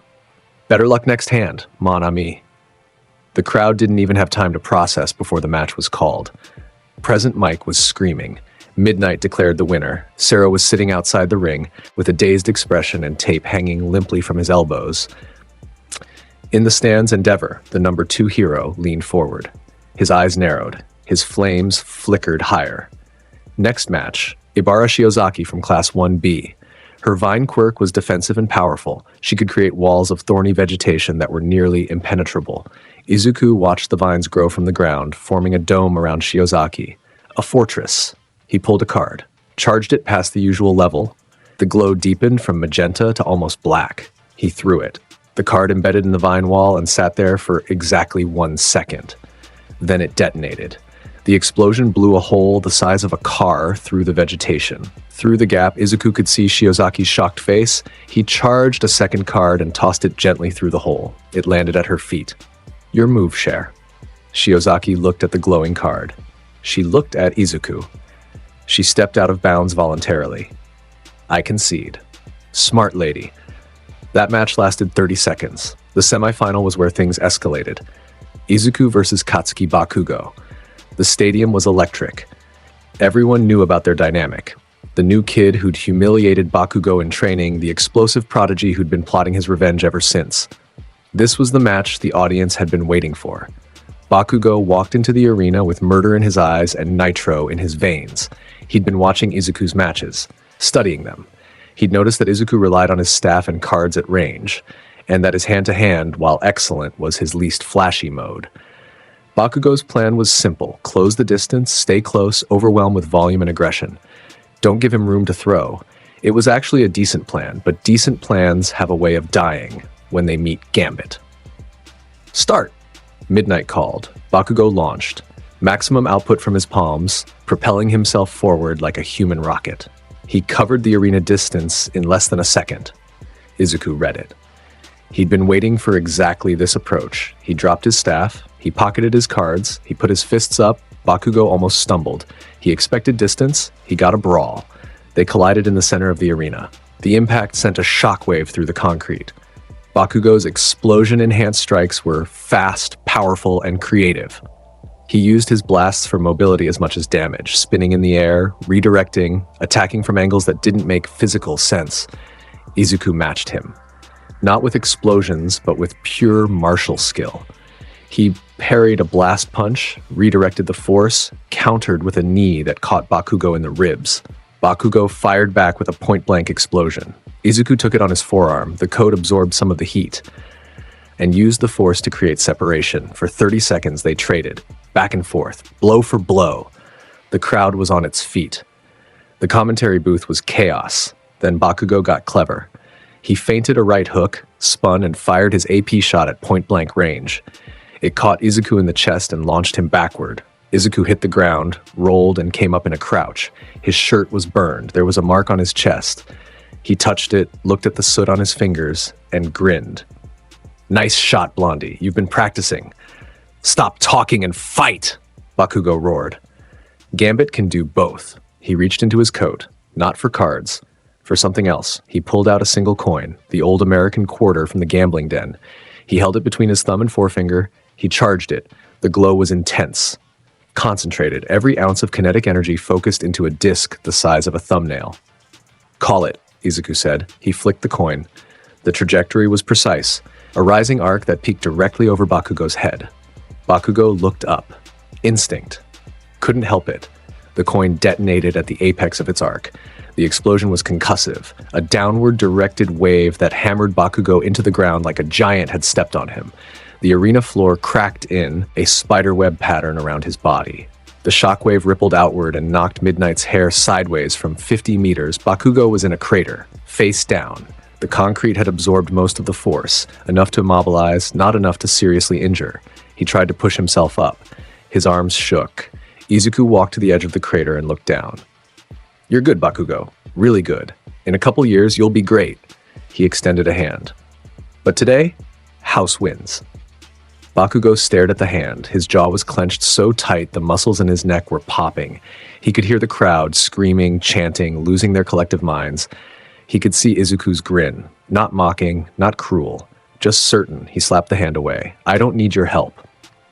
"Suit yourself." Izuku turned and walked to the exit tunnel. He paused. Without looking back, for what it's worth, that AP shot would have dropped anyone else. You earned that hit. He walked out. Bakugo lay in the crater for a long moment. Then he punched the concrete. It cracked further. He got up. He walked out under his own power. In the stands, Kirishima was wiping his eyes. "That was the most manly thing I've ever seen. Both of them. I can't handle this." The finals. The match Japan would be talking about for years. Izuku Midoriya versus Shoto Todoroki. Todoroki was the son of Endeavor, the #2 hero. Half cold, half hot. A quirk that combined ice generation and fire manipulation into one of the most powerful abilities in the country. He was a prodigy, a legacy, and a young man carrying enough emotional baggage to fill a cargo plane. He also, up to this point, had only been using his ice. A deliberate choice. A rejection of his father. A statement written in frost and silence. They stood across from each other in the arena. The crowd was roaring. Cameras flashed. Present Mike was building the hype with the desperation of a man who knew was witnessing history.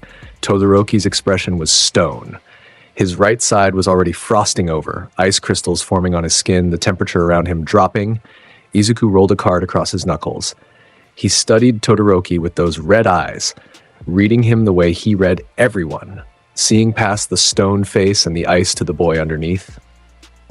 "You know, mon ami," Izuku said conversationally, "Gambit's met a lot of cold people. Most of them aren't cold because they want to be. They're cold because they're afraid that if they warm up, they'll burn." Todoroki's jaw tightened. "Don't psychoanalyze me. Wouldn't dream of it. Just making conversation." He pocketed the card. "Let's dance." "Start." Todoroki moved first. He slammed his right foot down and an ocean of ice erupted across the arena. A glacier wave 20 feet tall, thundering toward Izuku with the force of an avalanche. The crowd gasped. The temperature in the stadium dropped 10 degrees. It was the biggest ice attack Todoroki had ever used in public. Izuku watched it come. He crouched. He placed both palms flat on the arena floor. He charged it. The floor of the arena, reinforced concrete, 20 centimeters thick, designed to withstand quirk-enhanced combat, began to glow purple. The glow spread outward from Izuku's hands in a web pattern. Racing beneath the surface like lightning through water, the ice wave hit. The floor erupted. From beneath the ice, from below the glacier, the charged concrete detonated upward in a cascading explosion that shattered the ice from the inside out. Fragments of frozen concrete and crystallized water shot skyward like shrapnel from a volcano. Purple energy bloomed through the ice wall like blood through cloth. The glacier, Todoroki's strongest opening move, enough ice to fill a swimming pool, disintegrated, obliterated from below. The explosion was massive. The stadium shook. Car alarms went off in the parking lot. Izuku stood in the center of the ruined arena floor, completely untouched. Ice crystals fell around him like snow. Purple energy crackled across his hands. He brushed ice off his shoulder. "You're cold, mon ami. Let's heat things up." The stadium lost its mind. Absolute pandemonium. Present Mike was screaming words that weren't language. The camera operators were zooming in on Izuku's face, and what they captured was broadcast to millions. A teenage boy grinning like the devil at a poker game, standing in a crater of his own making, completely in control. In the VIP section, Endeavor stood up. His flames, normally a controlled burn, were roaring. His eyes were locked on the arena with an intensity that bordered on obsession. "That boy," Endeavor said to no one. "What is that boy?" Todoroki was breathing hard.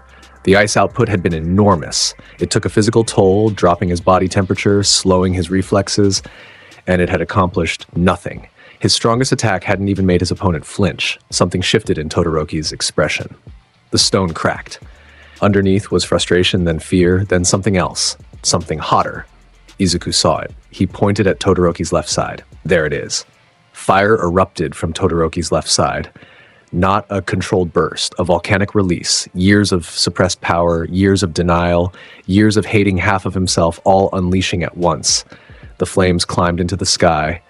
The temperature in the stadium swung from freezing to scorching in seconds. The crowd shielded their faces. Todoroki stood in the center of the arena, ice on his right, fire on his left, both at maximum output for the first time in his life. His eyes were wild. He was breathing in ragged gasps. He was terrified and exhilarated and furious and free, all at once. "You want this?" Todoroki shouted. His voice cracked. "You want my full power? Take it!" He sent everything, ice and fire converging on Izuku from opposite sides. A pincer of elemental destruction that would have leveled a building. Izuku's grin widened. He vaulted. His staff planted on the arena floor, charged tip detonating to launch him skyward. He rose above the converging elements, ice and fire colliding beneath him in an explosion of steam and energy that turned the arena into a cloud bank. At the apex of his vault, 30 meters above the arena, Izuku looked down through the steam. He could see Todoroki, spent, overextended. Both sides pushed to the limit in a single attack. Breathing hard, standing on shaking legs, Izuku pulled a single card, the King of Hearts. He charged it. Not maximum, not minimum. Precisely calibrated, he threw it. The card cut through the steam like a laser through fog. It spiraled downward in a perfect arc, glowing brighter as it fell, and struck the ground between Todoroki's feet. The detonation was controlled. An upward-directed concussive burst that launched Todoroki into the air. Not hard enough to injure. Hard enough to send him sailing out of the arena boundaries, arms pinwheeling, hair whipping in the wind, he landed outside the line, on his back, staring at the sky. Izuku landed inside the arena. He collapsed his staff. He straightened his coat. Midnight's voice cut through the roaring crowd. Todoroki is out of bounds. The winner of the UA Sports Festival, Izuku Midoriya. The stadium exploded. Not literally, although given the last hour, that would have been reasonable. The crowd surged to its feet, screaming, throwing things in the air. Present Mike was crying. Actually crying. In all my years of commentating, I have never seen anything like this. Aizawa took his microphone off. He set it down on the desk. He leaned back in his chair and closed his eyes. The kid won the sports festival. The street rat. The thief. The gambler. Standing in a destroyed arena, coat settling around him, red eyes glowing faintly in the aftermath of so much energy, looking like something out of a myth. And the worst part, or the best part, depending on your perspective, was that Izuku Midoriya didn't look surprised.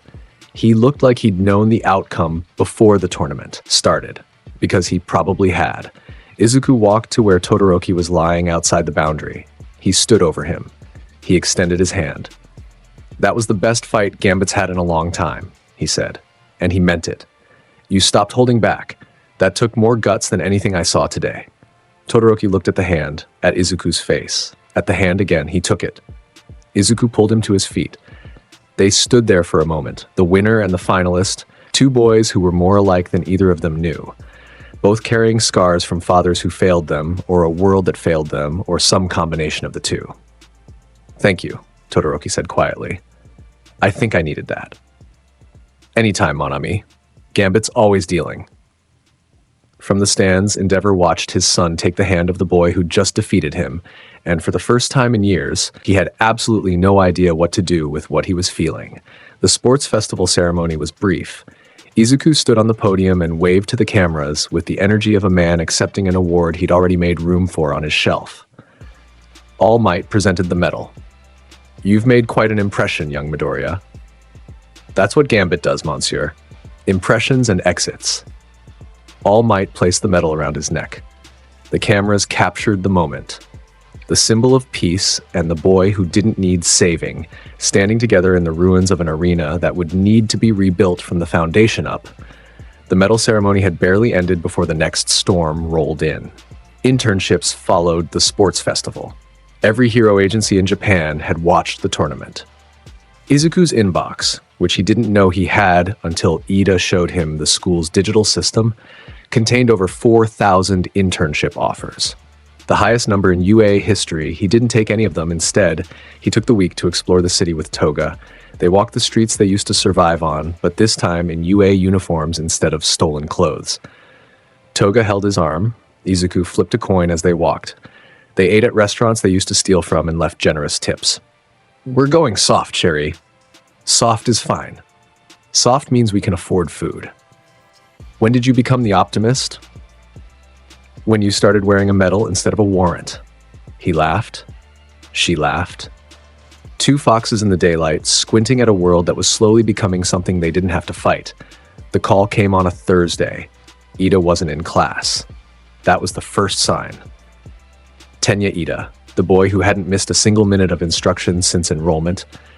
The boy who arrived 15 minutes early to everything and considered tardiness a personal insult. Wasn't there. Aizawa mentioned it offhandedly. Ida is on personal leave.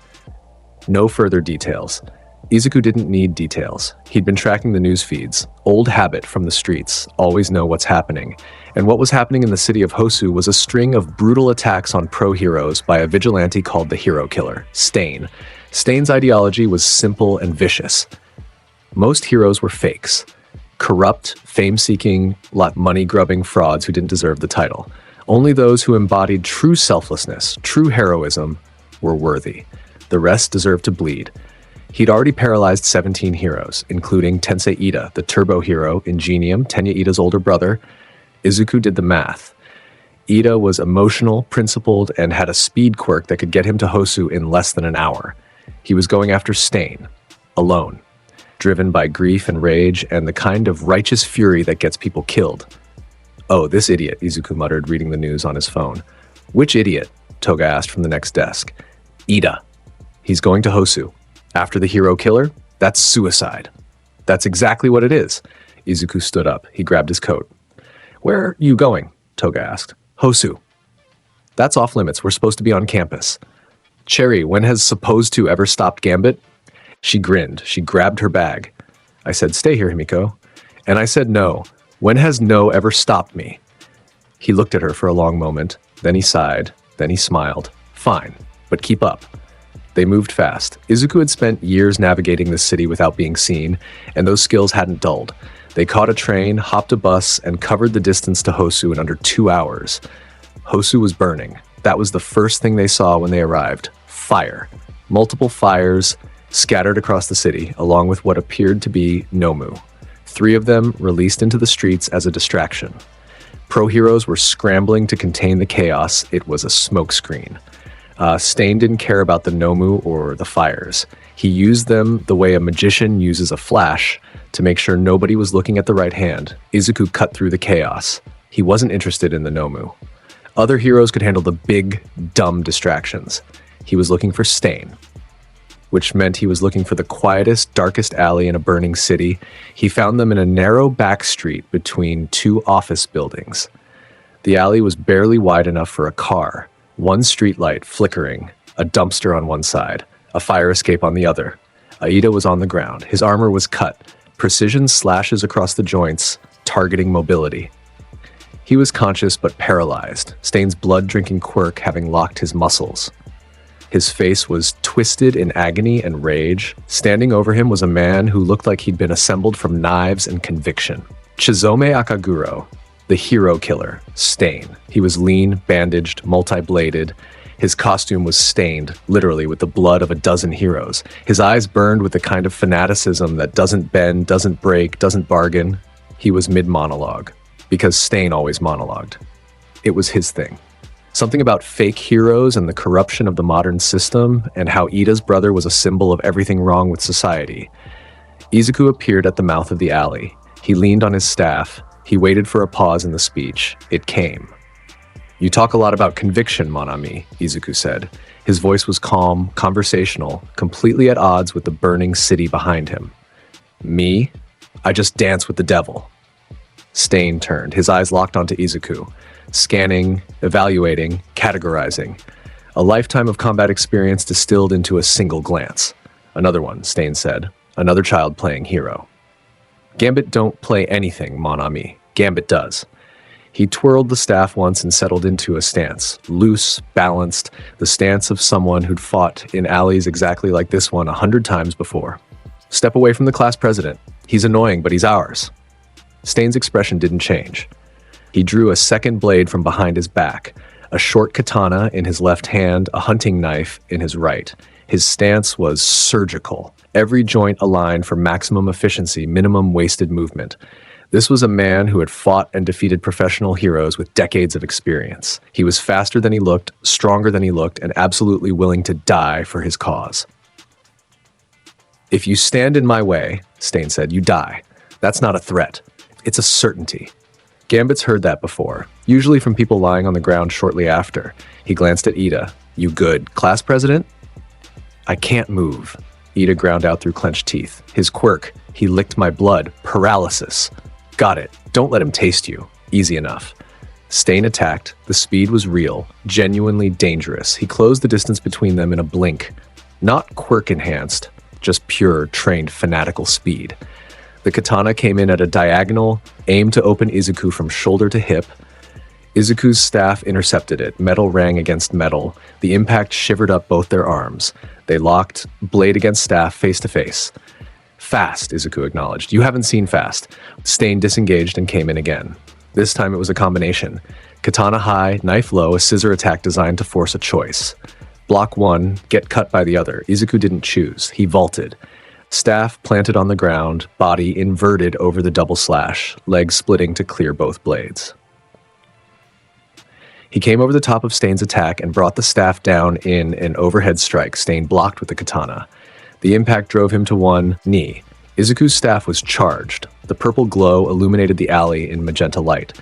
The energy transferred through the blade into the handle, into Stain's hand. Stain felt it, a vibration, a warmth, a warning. He disengaged fast, smart. He'd realized what the glow meant. Kinetic charges, Stain said. You're the one from the sports festival.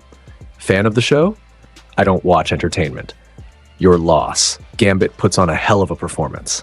They circled. The alley was narrow, limiting movement, forcing close quarters. That favored Stain, whose blade work was optimized for tight spaces. It also favored Izuku, whose staff work was built for exactly the same environments. Stain came in with a 3-strike combination. Fast, precise, aimed at joints and arteries, wrist, neck, inner thigh. Kill shots, all of them. He wasn't testing anymore. He was trying to end it. Izuku parried the first, dodged the second. The third nicked his forearm, a shallow cut, barely more than a scratch. Blood welled up, Stain's tongue moved. Lightning fast. He lapped the blood off his own blade before Izuku could react. Izuku felt the quirk engage, a pulling sensation in his muscles like his body was trying to lock up. Paralysis. The same thing that had dropped Ida, his right leg went stiff. His left arm seized, the staff dipped. Stain moved in for the finishing strike, katana raised, aimed at the throat, and Izuku's eyes changed, not literally, but the expression in them shifted from casual to something else. Something older and harder and deeper than a 15-year-old should possess. The expression of a boy who'd been tortured for 3 years and walked out through fire. He forced his locked muscles to move. Pure willpower. The kind of willpower that comes from having survived things that should have killed you. Not once, not twice, but every single day for years. His body didn't want to move. His mind told it to shut up. His left hand, the seizing one, slammed against the dumpster beside him. He charged it. Everything. Maximum output. Every ounce of kinetic energy he could push into the rusted metal surface in the fraction of a second before Stain's blade reached his throat. He kicked the dumpster. It rocketed across the alley and hit Stain like a freight train. The hero killer went airborne, blade spinning from his hand, body folding around the metal container. The dumpster hit the opposite wall and detonated. The explosion filled the alley. Purple energy bloomed outward, blowing out the flickering streetlight, cracking the walls on both sides, sending debris raining down from the fire escapes above. The sound was enormous, a concussive boom that echoed across the burning city. When the dust settled, Stain was against the wall. His body armor, makeshift, layered, designed to absorb impact, was shattered. His ribs were broken. At least 3 of them, judging by the way he was breathing. Blood ran from his nose, his mouth, a gash across his forehead. He was still conscious, still staring at Izuku with those burning eyes. Izuku was still standing. The paralysis was fighting him. His muscles were screaming. His nervous system was sending conflicting signals. He was shaking, but he was standing. He walked forward. 1 step, 2. Each one a battle against Stain's quirk, won through sheer force of will. His right hand found the wall for support. His left hand was open, palm forward, faintly glowing. He reached Stain. He crouched down. He placed his left palm flat against Stain's cracked chest plate. Game over, Izuku said. The charge was small, precise, just enough to crack the remaining armor and deliver a concussive pulse to the chest, disrupting breathing, forcing unconsciousness. Not lethal. Izuku didn't kill. That was his line. Stain's eyes fluttered. His body went limp. He slumped against the wall. Izuku stood over him for a moment. The paralysis was fading. Stain's quirk had a time limit and blood type affected the duration. Izuku's muscles were unlocking one by one, the stiffness draining away like water through sand. He straightened his coat. He cracked his neck. He turned to Ida. The house always wins. Ida was staring. Not just staring, his eyes were wet. The paralysis from Stain's quirk was fading for him too, sensation returning to his limbs. But the real paralysis, the one made of grief and guilt, and the terrible weight of watching someone fight your battle for you, that one was going to take longer. Why? Ida asked. His voice cracked. Why did you come? Izuku pulled a fresh lollipop from his coat, unwrapped it, stuck it in his mouth. He looked at Ida with an expression that was almost gentle. Because you're my classmate, Ida. And where Gambit comes, you don't let family walk into the dark alone. He extended his hand. Now get up. We need to move before the cops show and start asking questions. Gambit don't feel like answering. Ida took his hand.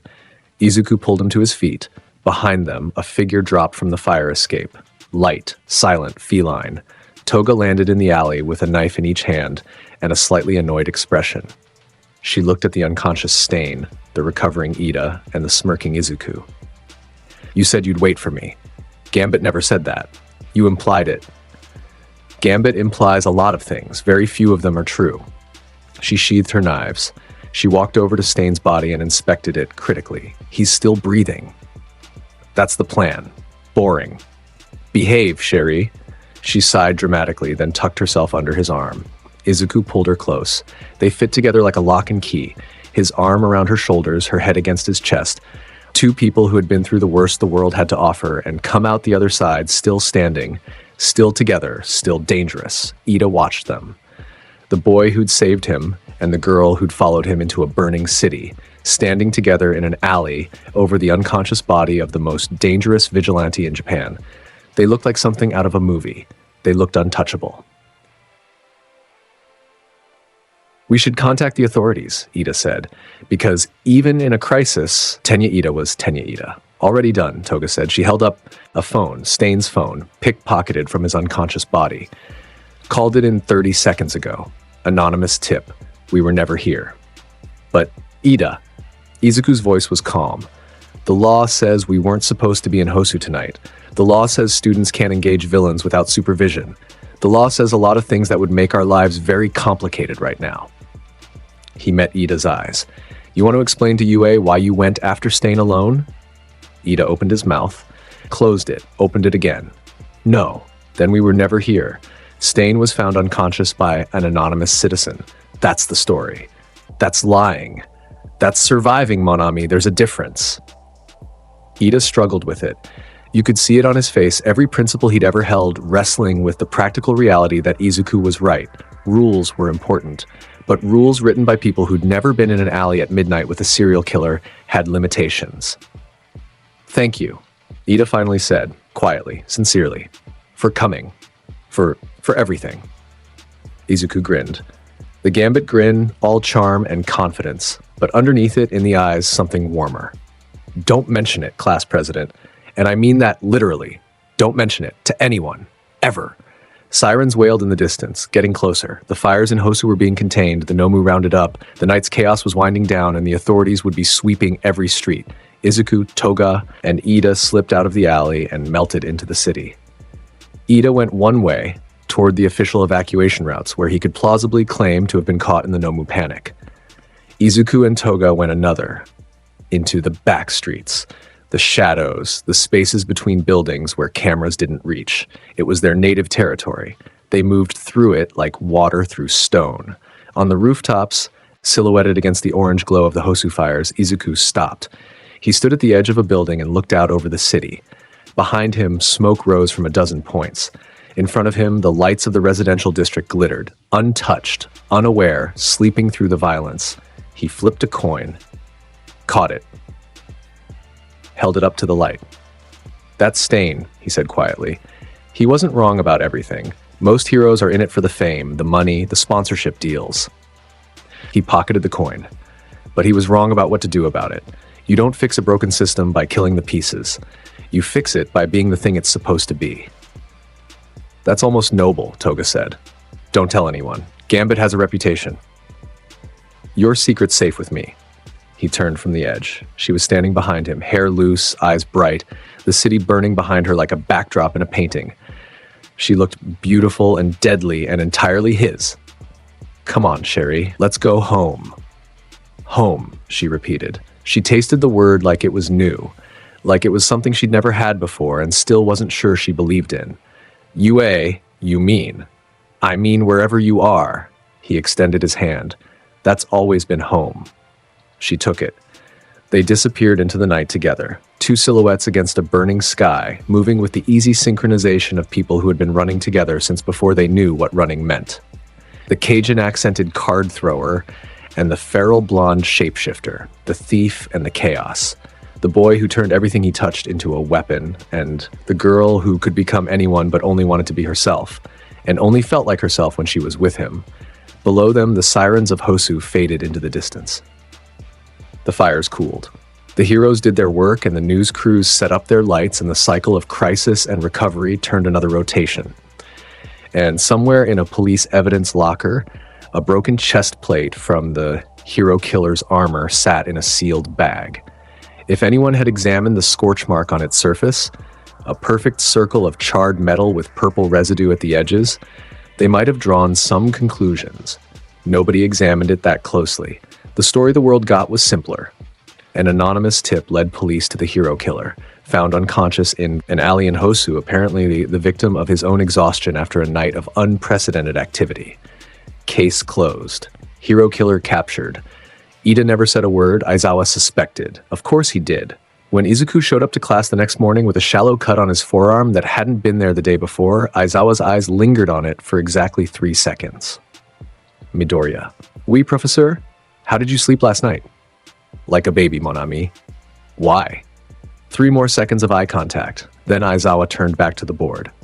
No reason. He didn't push it. In his own way, Aizawa understood. Rules were important, but some things mattered more than rules. And the boy sitting in the back row of his classroom, feet up, card rolling across his knuckles, trench coat draped over his chair like a cape, was something the rules hadn't been written to account for. Izuku Midoriya. Street rat. Survivor. Gambler. Fighter. Thief. The boy who turned anything he touched into a weapon and everything he walked through into a story worth telling. He wasn't the hero anyone expected. He wasn't the hero anyone asked for. He smoked lollipop sticks instead of cigarettes and called everyone mon ami and wore a coat that violated every dress code ever written. He'd been tortured, trafficked, orphaned, and abandoned. He'd lived on the streets and fought in the dark and stolen to survive and gambled for fun, and he was, without question, the most dangerous student UA had ever enrolled. Not because of his quirk, though his quirk was terrifying. Not because of his combat skills, though those were extraordinary, but because he had something that couldn't be taught, couldn't be trained, couldn't be manufactured. He had the absolute unshakable certainty that the world was a poker table, and he was holding the winning hand. And the thing about Izuku Midoriya? He was usually right. The weeks after Hosu settled into something close to routine. Classes. Training. The rhythms of school life that Izuku had never experienced before and was still learning to navigate. He sat through Present Mike's English lessons and corrected the man's pronunciation of Cajun French until Present Mike stopped using French examples entirely. He aced ectoplasm's math exams by treating every problem like a gambling odds calculation. He slept through Midnight's art history lectures and still scored in the top 10 because Toga took notes for both of them and her memory was photographic. In combat training, he remained untouchable. Every simulation, every exercise, every scenario ended the same way. Izuku standing in the aftermath, coat settling, lollipop in mouth, occasionally offering a hand to whoever he just outperformed. But it wasn't arrogance. That was the thing people missed. Izuku Midoriya was supremely confident, endlessly sarcastic, and terminally stylish. But he wasn't arrogant. Arrogance is thinking you're better than you are. Izuku knew exactly how good he was. No more, no less. He trained every morning before the sun came up. Staff drills, card throwing, quirk control exercises. He pushed his limits constantly, increasing charge capacity, reducing charge time, experimenting with materials and energy yields. He never showed this side to the class. The effortless cool was the performance. The grinding, sweating, failing, and trying again at 5 a.m. in an empty training ground. That was the foundation. Toga trained with him. Their sparring sessions were something to behold. 2 people who'd been fighting together and against each other since childhood, reading each other's movements with telepathic fluency. She couldn't match his quirk, but she didn't need to. Her combat skill was her own, and in close quarters, she was one of the few people who could consistently put Izuku on the defensive. They pushed each other. They always had. The class noticed the changes in their dynamic over those weeks. Not between Izuku and Toga, that was constant, gravitational, beyond alteration. But between Izuku and the rest of 1A, Todoroki started sitting near him at lunch. Not talking at first, just sitting, existing in proximity. Then one day he asked a question about energy conversion, and Izuku answered it. And that became a conversation, and conversations became a habit. "You're the first person who ever fought me like I was a whole person," Todoroki told him once. "Not Endeavor's son, not the half-and-half kid, just me." Izuku shuffled his deck. You are a whole person, mon ami. Always were. The fire side, the ice side, that's all you. Nobody gets to carve you up and keep the pieces they like. Todoroki looked at him. Something unreadable crossed his face. You sound like you know something about being carved up. A story for another time, mon ami. Gambit's deck is full of cards he doesn't show. Kirishima became something like a best friend. Loud, earnest, unfailingly positive, the polar opposite of Izuku's cool detachment. They balanced each other. Kirishima brought energy. Izuku brought calm. Kirishima charged headfirst into things. Izuku calculated the angles. Together, they were an effective team and an unlikely friendship that the class found endlessly entertaining. Bro, teach me the card thing. It's not a thing, mon ami. It's a lifestyle. Teach me the lifestyle. You can't learn a lifestyle, you have to live it. That's deep, bro. Gambit's a deep guy. Even Bakugo evolved. Not softened. Bakugo didn't soften, but he stopped treating Izuku as an enemy and started treating him as a benchmark. The shift was subtle. He stopped shouting at Izuku and started studying him. His training intensified. His combat strategy adapted, incorporating elements he'd observed from their fights. Timing, misdirection, controlled aggression. He never acknowledged it directly. He never said, I respect you or you're better than me. He said it with his actions. By training harder, by pushing further, by treating every combat exercise as a chance to close the gap. Izuku noticed. He respected it. He said nothing, because some things don't need to be said. The rhythm of UA continued. Training arcs, academic milestones, the slow and complicated process of forging 20 teenagers into something resembling a cohesive unit. There would be more storms ahead. Larger villains, darker corners, stakes that made the USJ and Hosu look like warm-up rounds. With two people in the dark, holding on to each other, on the roof of UA's dormitory building late at night, Izuku Midoriya sat with his legs dangling over the edge. The city sprawled below, a sea of lights and movement and lives intersecting in ways no one could predict. Toga sat beside him, her head on his shoulder, his arm around her, a deck of cards in his free hand, shuffling absently. Do you ever think about before? She asked. Before UA? Before everything, before the facility, before the streets. He was quiet for a long time, the cards whispered in his hands. Sometimes. I remember my mother's laugh. I remember a red balloon. He stopped shuffling. I remember that she covered me. When the building came down, she was the first person who ever put herself between me and something that could hurt me. Toga pressed closer. And the second? The second was you, Sherry. When we were 9 and that gang cornered us in the warehouse district and you stood in front of me with nothing but a broken bottle and a death glare. I was terrifying. You were magnificent. They sat in comfortable silence. The city hummed below. Stars were visible despite the light pollution, faint, far, enduring. Izuku? Are we heroes now? Officially? He considered it. He turned the question over in his mind like a card between his fingers. Gambits never cared much for labels. Sherry, hero, villain, thief, student, they're all just cards in the deck. What matters is how you play them. That's a dodge. That's wisdom. Same thing coming from you. He laughed, quiet, genuine, the laugh that only existed on rooftops at midnight with the one person who'd earned it. We're something, he said finally. We're something the world hasn't figured out how to name yet. And that's fine, because the world's going to have to deal with us either way. She tilted her head up, kissed his jaw. I like that. Let the world deal with us. It doesn't have a choice. He pulled a card from the deck. The Ace of Spades. He charged it, just a tiny amount, barely a glow. He flicked it out over the rooftop edge. It arced through the night air, spinning, a tiny purple star against the dark sky. It detonated high above the city, a small, silent bloom of purple light, like a firecracker made of amethyst. It lasted 2 seconds, then it faded. Nobody down below would have noticed. It was too small, too high, too brief, just a momentary flicker in the vast, dark sky. But up on the roof, 2 people watched it fade, and they saw something the rest of the world couldn't. They saw a promise. Izuku Midoriya.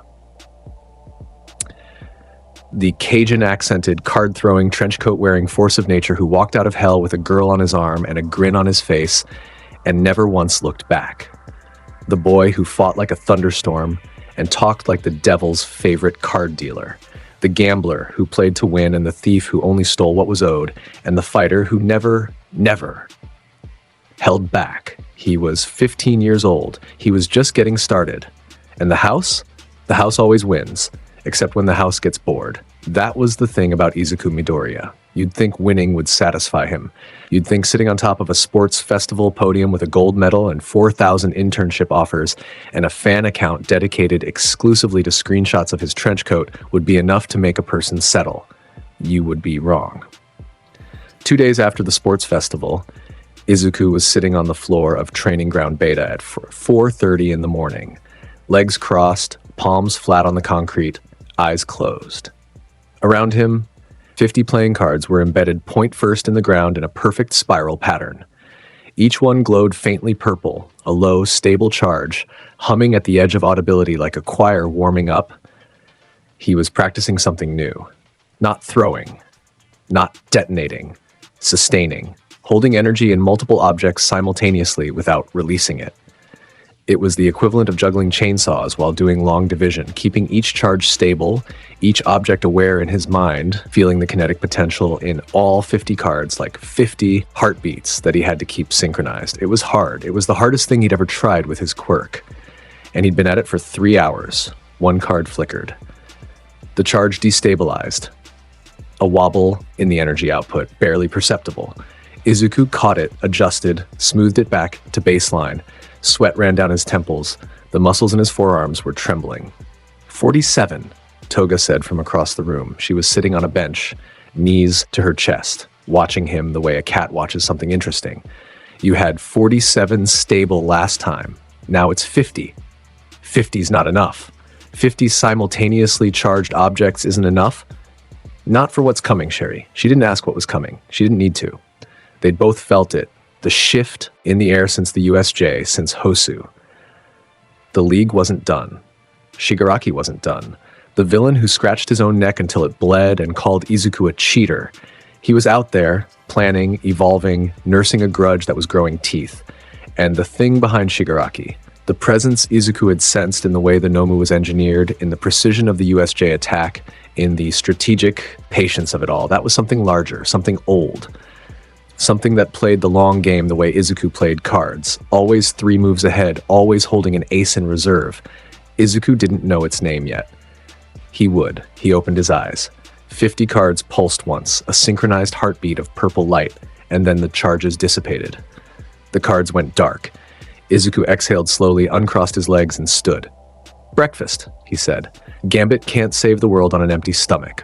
The internship placement arrived on Aizawa's desk, wrapped in enough bureaucratic red tape to wallpaper a prison cell. Most students received their placements through the normal channels. Hero agencies filed offers, students ranked preferences, the school mediated. Clean, orderly, institutional. The system working as designed. Izuku's placement was none of those things. Aizawa walked into the classroom, set a single manila envelope on Izuku's desk, and stood there with an expression that suggested he'd been arguing with someone for several hours and had lost. "Your internship." Izuku picked up the envelope. Turned it over. No markings, no return address, just a small insignia stamped in the corner, a stylized eye, angular and sharp. "Who's the sponsor? You'll see when you open it." Izuku opened it. Inside was a single sheet of paper with an address, a date, and a name. The name was Rumi Usagiyama, the rabbit hero, Mirko. Izuku stared at it. Then he looked at Aizawa. Mirko, the number 5 hero, the one who works alone, fights everything that moves, and once kicked a building in half on live television. That's the one. Gambit didn't request her. She requested you. Aizawa's expression was complicated, equal parts concern and resigned amusement. Apparently, she watched your sports festival footage 16 times.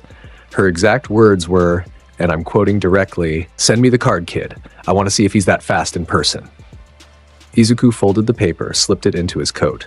Gambit does love a woman who knows what she wants. From the next desk, Toga looked up from her own placement letter. Her eyes narrowed. "Do I need to meet this woman?" "Down, Sherry. It's professional." "Everything's professional until it isn't." Aizawa pinched the bridge of his nose. "Can you two have your relationship dynamics discussion somewhere that isn't my classroom?" 3 days later, Izuku stood outside a nondescript building in the Minato ward of Tokyo. No signage, no hero branding, Just a reinforced steel door and a security camera that tracked his face as he approached. The door opened before he knocked. Mirko stood in the doorway. She was exactly what the footage suggested. Lean, muscled, white-haired, with rabbit ears that added a foot to her already impressive height and legs that could crack titanium. She wore civilian clothes, tank top, shorts, bare feet, and she was eating an apple. She looked him up and down, took a bite, chewed. "You're shorter than I expected, and you're louder than Gambit expected, but here we are." She grinned. It was the grin of someone who had been fighting alone for so long that finding someone who pushed back was less an insult and more a gift. "Come in. We start now." The internship was not what anyone would have called conventional. Mirko didn't teach in the traditional sense. She didn't do lesson plans or training regimens or progress assessments. She fought. That was her pedagogy. She fought, and she expected you to keep up. And if you couldn't keep up, she'd lap you and then fight you again until you could. On the first day, she took Izuku to the roof of her building and attacked him without warning. Full speed. No warm-up. A flying knee aimed at his sternum that would have caved in a car door. Izuku blocked it with his staff. The impact sent him skidding backward across the rooftop. His boots left grooves in the concrete. "Good reflexes," she said, already spinning into a follow-up.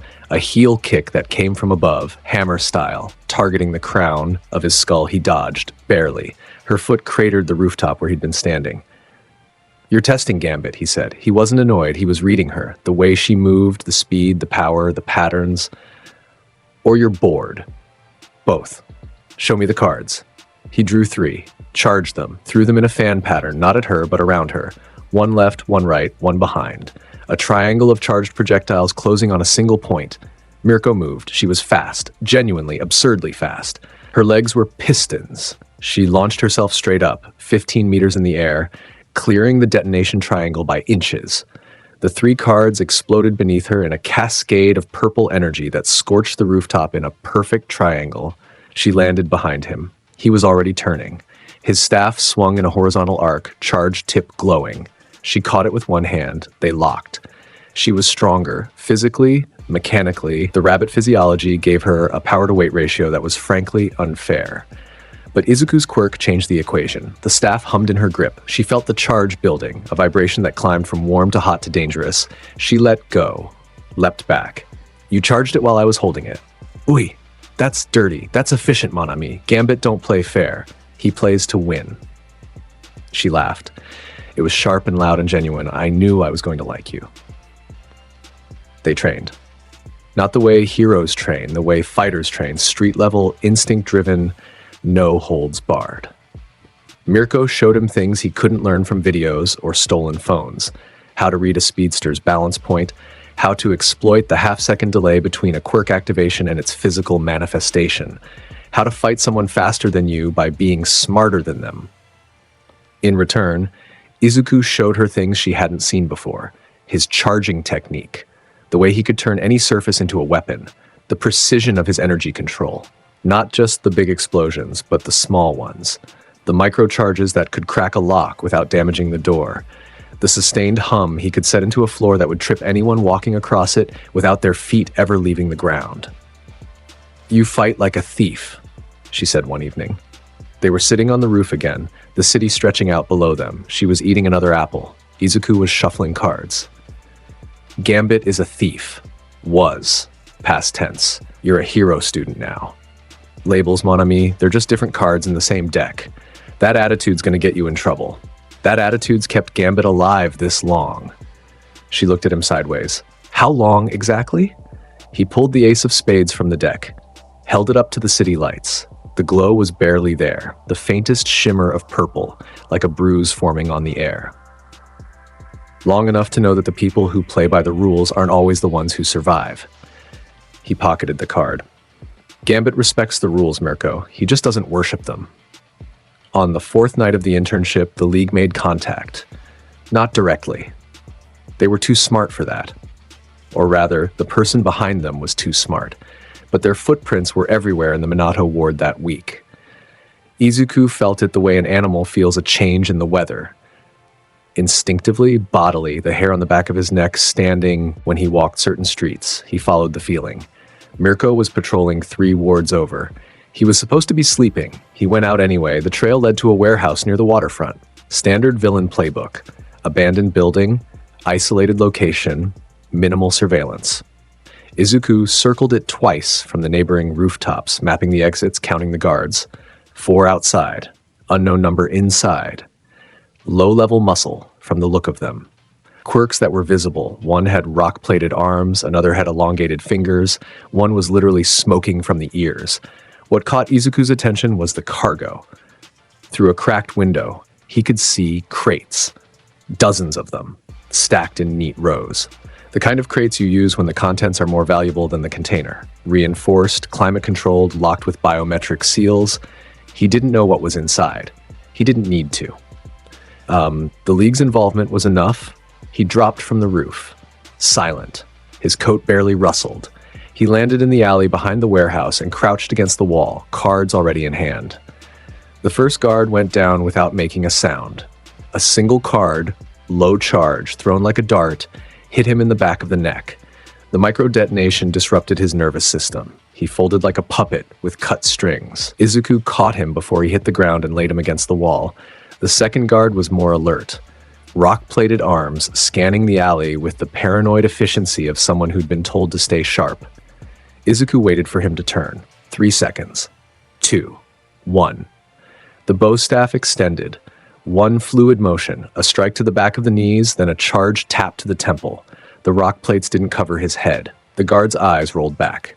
He joined his friend against the wall. 3rd and 4th guards were together, smoking by the loading dock. Izuku could have taken them quietly. Instead, he walked into the light. They saw him, the trench coat, the red eyes, the staff resting across his shoulders. "Evening, fellas," he said. "Gambit's looking for the night manager." They attacked. The smoking one belched a cloud of toxic gas. The one with elongated fingers launched them like whips, cracking through the air. Izuku was already moving. He vaulted over the gas cloud, flipped the staff midair, and brought it down on Smoke's collarbone. The charged tip cracked the bone with a flash of purple light. He landed, spun, and parried 3 of the finger whips in rapid succession. Each contact charged the fingers, just a little, just enough. The energy rippled back through the elongated digits to their source. Fingerman screamed, his hands seized. He hit his knees. Izuku walked past him into the warehouse. Inside was worse than he expected. Not because of the villains. There were only 3 more, and none of them lasted longer than 5 seconds against his staff work. It was the crates. He opened one. Inside, packed in foam and steel, were syringes. Hundreds of them, each one filled with a dark, viscous liquid that shimmered faintly, like oil in sunlight, but wrong. Organic. He didn't need a lab to know what this was. He'd seen something like it before, in the facility when he was a child. The researchers had been working with biological compounds, quirk enhancers, quirk suppressors, substances that turned human beings into raw material. Trigger, the street name for quirk-boosting drugs. But this was refined, pharmaceutical-grade, mass-produced, ready for distribution. Someone had taken the backroom chemistry of the underground and turned it into an industry. Izuku photographed everything. He opened 3 more crates, same contents, different formulations. One batch was labeled in a code he didn't recognize. He memorized it anyway. Then he reached into his coat and pulled out a single card. The Ace of Spades. He charged it, barely, just enough to sustain a glow, and placed it face up on the largest crate, a calling card. Literally. He walked out. He called in an anonymous tip from a burner phone 2 blocks away and melted into the city. By morning, the police had raided the warehouse. The news reported it as an anonymous lead. The heroes who processed the scene found the crates, the guards, the drugs, and one glowing playing card sitting on top of the evidence like a signature in purple light. Detective Tsukauchi, the officer who'd worked with All Might for years, picked up the card with tweezers. He examined it. The glow was fading. Whatever energy had sustained it was dissipating. "This is the 3rd one this month," he said to his partner. "3rd what?" "3rd time an anonymous tip led us to a League cache, and 3rd time we found one of these at the scene." He dropped the card into an evidence bag. "Someone's hunting them." His partner looked at the card. The Ace of Spades, purple residue glowing faintly at its edges. "Any idea who?" Tsukauchi sealed the bag. I have a suspicion, but I'm choosing not to confirm it. The internship ended. Izuku returned to UA with 3 things he didn't have before: a working relationship with the number 5 hero, a deeper understanding of the League's supply chains, and a reputation in the intelligence community that he neither confirmed nor denied. Mirko's evaluation report to UA was 2 sentences long. He's ready. For what? I'm not sure, but he's ready. Aizawa read it, filed it, said nothing. The forest came next. The Wild Pussycats training camp was supposed to be a controlled environment, remote, secure, supervised. A week-long intensive in the mountains where Class 1A would push their quirks to new limits under professional guidance. Structured exercises, measured progress, growth in a safe space. Izuku knew it was a trap before the bus finished parking. Not a trap set by the teachers. A trap set by the forest itself. The isolation, the limited communications, the single access road. He'd spent years on the streets reading the geography of danger, and this place screamed ambush. Too remote, too quiet, too far from backup. He said nothing to the class. He mapped the terrain mentally, identified 3 emergency egress routes through the forest, and kept his cards close. The first 3 days were uneventful. Training was brutal. Quirk expansion exercises designed by the Pussycats to push every student past their comfort zone. Izuku's assignment was distance charging, extending his kinetic manipulation to objects he wasn't physically touching. It was agonizing. His quirk worked through contact, palm to surface, skin to object. The idea of charging something at range was like trying to throw a punch without extending his arm. The energy wanted to flow through touch. Making it leap through air was fighting against the fundamental nature of his own power. He spent hours in a clearing, palms extended, trying to charge a rock 10 meters away. It didn't glow, didn't react. Nothing. Toga found him at sunset, drenched in sweat, standing in the same clearing with the same rock and the same expression of calm frustration. Any luck? None. Want me to throw the rock at you? Maybe the charge works better when you're angry. Everything works better when Gambit's angry. That's the problem. She sat on a log and watched him try again. The rock didn't cooperate. Izuku glared at it like it had personally offended him. You know, Toga said, most people would take a break. Gambit's not most people. Gambit's gonna give himself an aneurysm. He stopped, lowered his hands, looked at her. Himiko? We? Shut up, she grinned. He grinned. He went back to the rock. On the 3rd attempt of the evening, the rock trembled. A faint, barely visible shimmer of purple flickered across its surface, there and gone like a candle flame in wind. It wasn't much. It was a start. The League came on the 4th night. They came with precision. The blue flames hit the forest edge at 9:47 p.m. Dabi's doing a wall of cerulean fire that cut the camp off from the access road and turned the tree line into a wall of burning light. The gas followed. A sleeping agent deployed through the air by a villain called Mustard, spreading through the forest like a poisonous fog. Izuku felt the attack before he saw it. The shift in the air. The distant crackle of fire that wasn't a campfire. He was on his feet before the first scream. Get up, he said to Toga. She was already moving, knife in hand, eyes gold. How many? She asked. Too many to count. Not enough to matter. They moved. The camp was chaos, students stumbling through the dark, the gas rolling between the trees like a living thing, dropping anyone who breathed it. Ragdoll of the Pussycats was already down, taken from her patrol position, vanished without a trace, Izuku assessed. He made 3 decisions in 2 seconds. First, the gas was the immediate. He charged a section of ground and detonated it, a controlled upward blast that created a localized vacuum, pulling the gas away from the cabin area and buying the conscious students a window of clean air. Second, he spotted Koda and Shoji sheltering behind a supply shed and shouted at them, "Get everyone who's breathing to the main hall, barricade, now." Third, he told Toga to hunt. She disappeared into the trees. Gold eyes, sharp smile. The forest swallowed her. Izuku turned toward the fire. The League had sent a hunting party. 10, maybe 12 villains, hard to count in the chaos and the smoke. They were spread through the forest in a sweep pattern, closing on the camp from 3 directions. Standard flush and capture tactics. Drive the prey toward the net. What they hadn't accounted for was that the prey had spent 3 years in a cage and 8 years on the streets, and had absolutely no intention of being driven anywhere. Izuku moved into the forest. He went quiet. The coat was off. He'd stashed it at the cabin because the trees were too tight for it to billow dramatically without catching on branches. Staff in hand. Cards in the inner pocket of his shirt. Shoes making no sound on the forest floor because he'd learned to walk silently before he'd learned to multiply. The first villain he found was sitting in a tree with a reconnaissance quirk. Enhanced vision, probably thermal. He was scanning the camp, relaying positions through a radio. Izuku touched the tree trunk. The charge spread upward through the wood, silent, invisible in the dark. When it reached the branch the villain was sitting on, Izuku released it. The branch exploded. The villain dropped 15 feet and hit the ground with a crack that suggested he wouldn't be relaying anything else tonight. Izuku collected the radio, listened for 30 seconds, and mapped the enemy positions from their chatter. "Target isn't at the camp," a voice said through the radio. "Gravely. Controlled.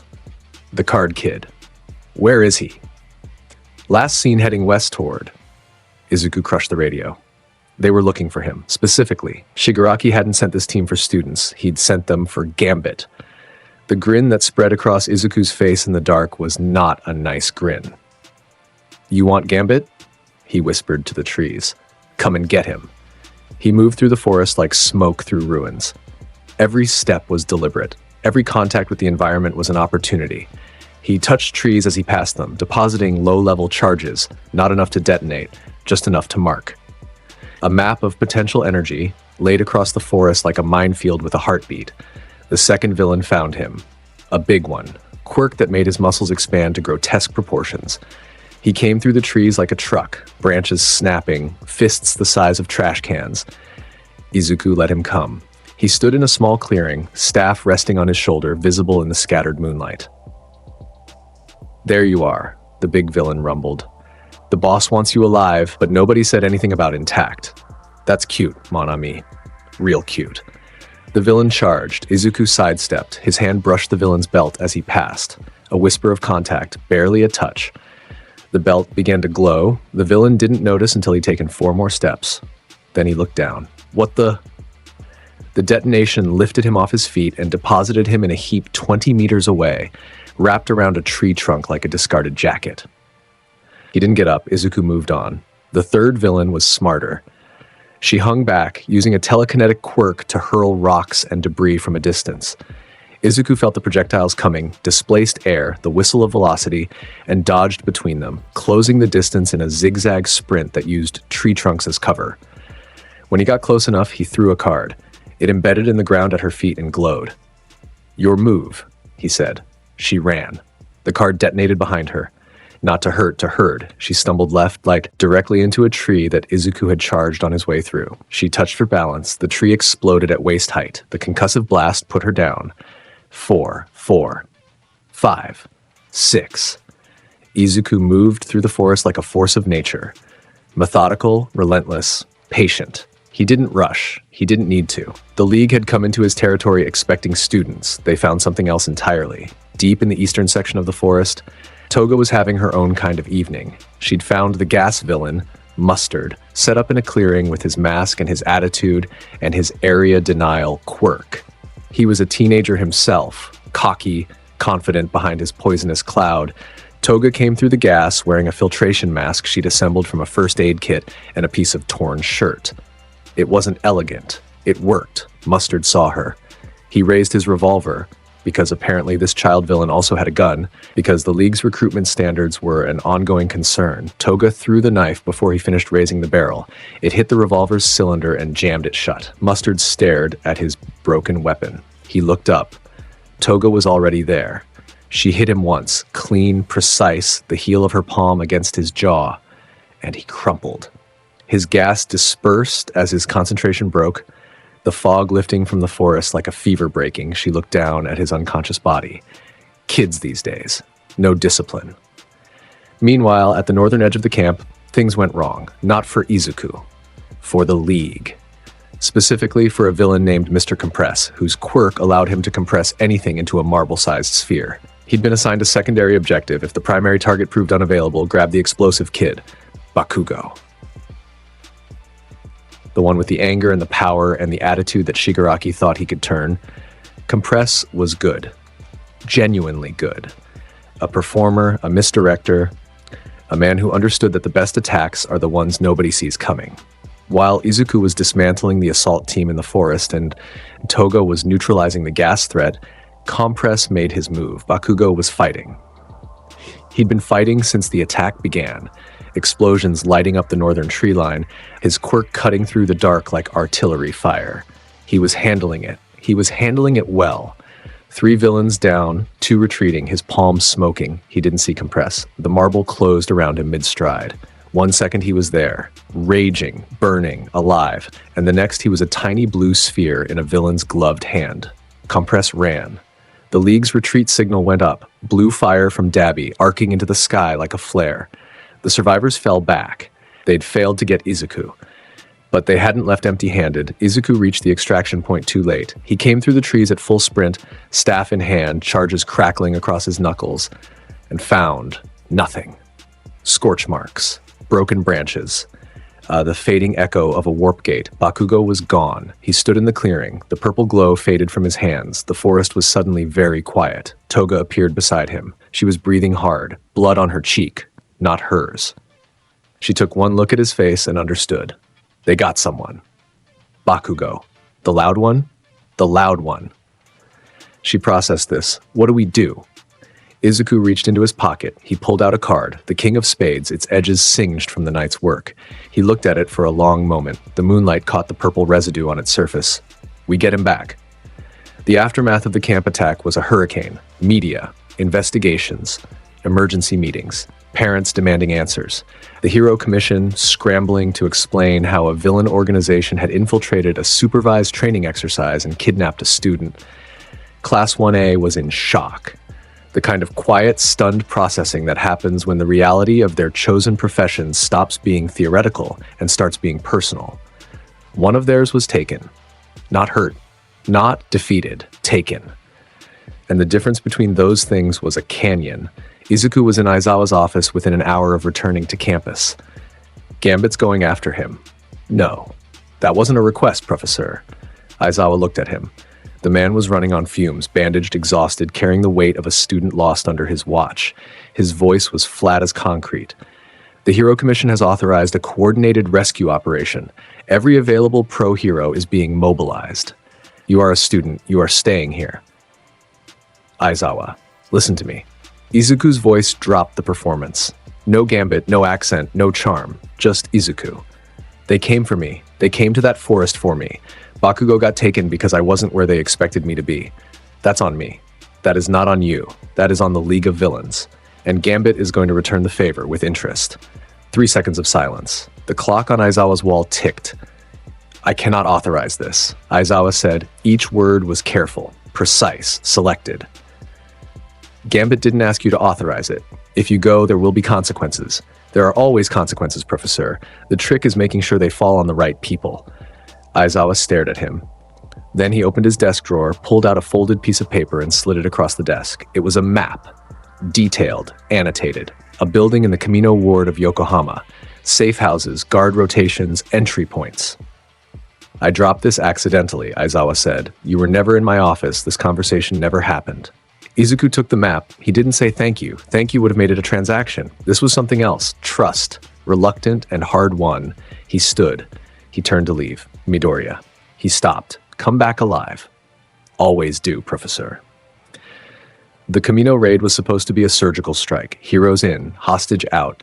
League neutralized. Clean, fast, professional. It was approximately none of those things. Izuku wasn't on the official roster. Neither was Toga. They positioned themselves on a rooftop 3 blocks from the target, close enough to see the staging area, far enough to avoid the security perimeter. Below them, the Hero Strike Force was assembling. Best Genist, Aegis-Shot, Mount Lady, Gang Orca, the big guns, and behind them in a mobile command center, the diminished but undeniable presence of All Might. The operation launched at 9 p.m. sharp. The heroes breached. Everything went sideways immediately, not because the plan was bad, because the enemy had known it was coming. The League's hideout was a trap, layered on a trap.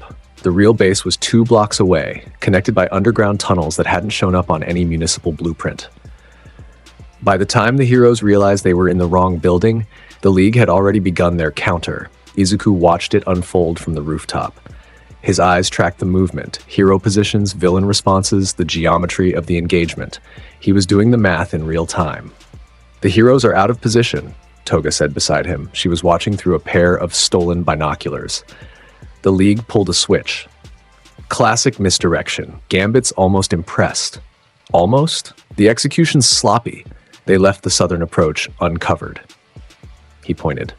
Between two residential buildings, barely visible in the dark, was a service entrance to the Kamino underground. No guards, no surveillance. "You see that?" "I see it. That's our door."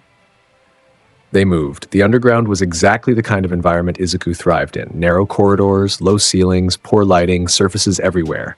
He charged the walls as he passed them. Insurance. The purple glow painted the tunnels in magenta light, making every surface a potential weapon. They encountered resistance 200 meters in. 4 League enforcers guarding a junction point. Izuku didn't slow down. Staff out, charge tips, a spinning entry that took the first 2 off their feet before they registered his presence. Toga slipped past him, like a shadow, and dropped the 3rd with a knee strike to the solar plexus. The 4th raised a hand, some kind of projectile quirk, and Izuku threw a card directly into his palm. The detonation was small, contained, precise. The enforcer sat down very quickly and stayed there. They found Bakugo in a reinforced room at the end of the tunnel. He was restrained, heavy bindings on his wrists, quirk-suppressing cuffs on his hands. He was conscious. He was furious. And he was completely unbroken. "About damn time," Bakugo snarled when they came through the door. "Nice to see you too, Blondie." Izuku touched the restraints, charged them. The metal glowed, vibrated, and shattered. Bakugo's hands came free. He flexed his fingers. Small explosions crackled in his palms, angry, hungry, ready. "I didn't need rescuing." "Nobody said you did. Gambit was in the neighborhood." Bakugo looked at him. Red eyes met red eyes. Something passed between them. Not gratitude, not friendship. Recognition. The acknowledgement between two people who understand that whatever else they are to each other in this moment, they're on the same side. "Let's get out of here," Bakugo said. "After you, Blondie." They moved back through the tunnels. 3 of them now, Izuku on point, Toga covering the rear, Bakugo in the middle, radiating violence in all directions. They reached the surface exit in under 4 minutes. What they emerged into was a war zone. The above-ground fight had escalated beyond anyone's projections. Not because of the League, because of what was behind the League. A figure had appeared on the battlefield that changed the calculus entirely. All for one. The man, if you could call him a man, stood in the wreckage of the Kamino district like a monument to entropy. He was massive. Faceless, his skull a smooth expanse of scar tissue where features should have been. His presence warped the air itself, a gravitational distortion as if reality was bending around him to make room. He was fighting all might. The battle was beyond what the word fight could contain. Each blow exchanged between them sent shockwaves through the city. Buildings collapsed, streets cratered. The sound was indescribable, deep, visceral, the kind of sound you feel in your organs before you hear it in your ears. All Might was giving everything. His muscular form, already diminished, already burning through the embers of One for All, was pushed to its absolute limit. Blood streamed from his mouth. His left arm hung at a wrong angle. His eyes, though, his eyes were still those of the symbol of peace. Izuku watched from the rubble. Toga was beside him. She was silent. Even she, chaotic, irreverent, occasionally terrifying, was silent. Bakugo stood 10 meters back, jaw locked, fists clenched, watching the man who represented everything he aspired to fight for his life against the embodiment of everything wrong with the world.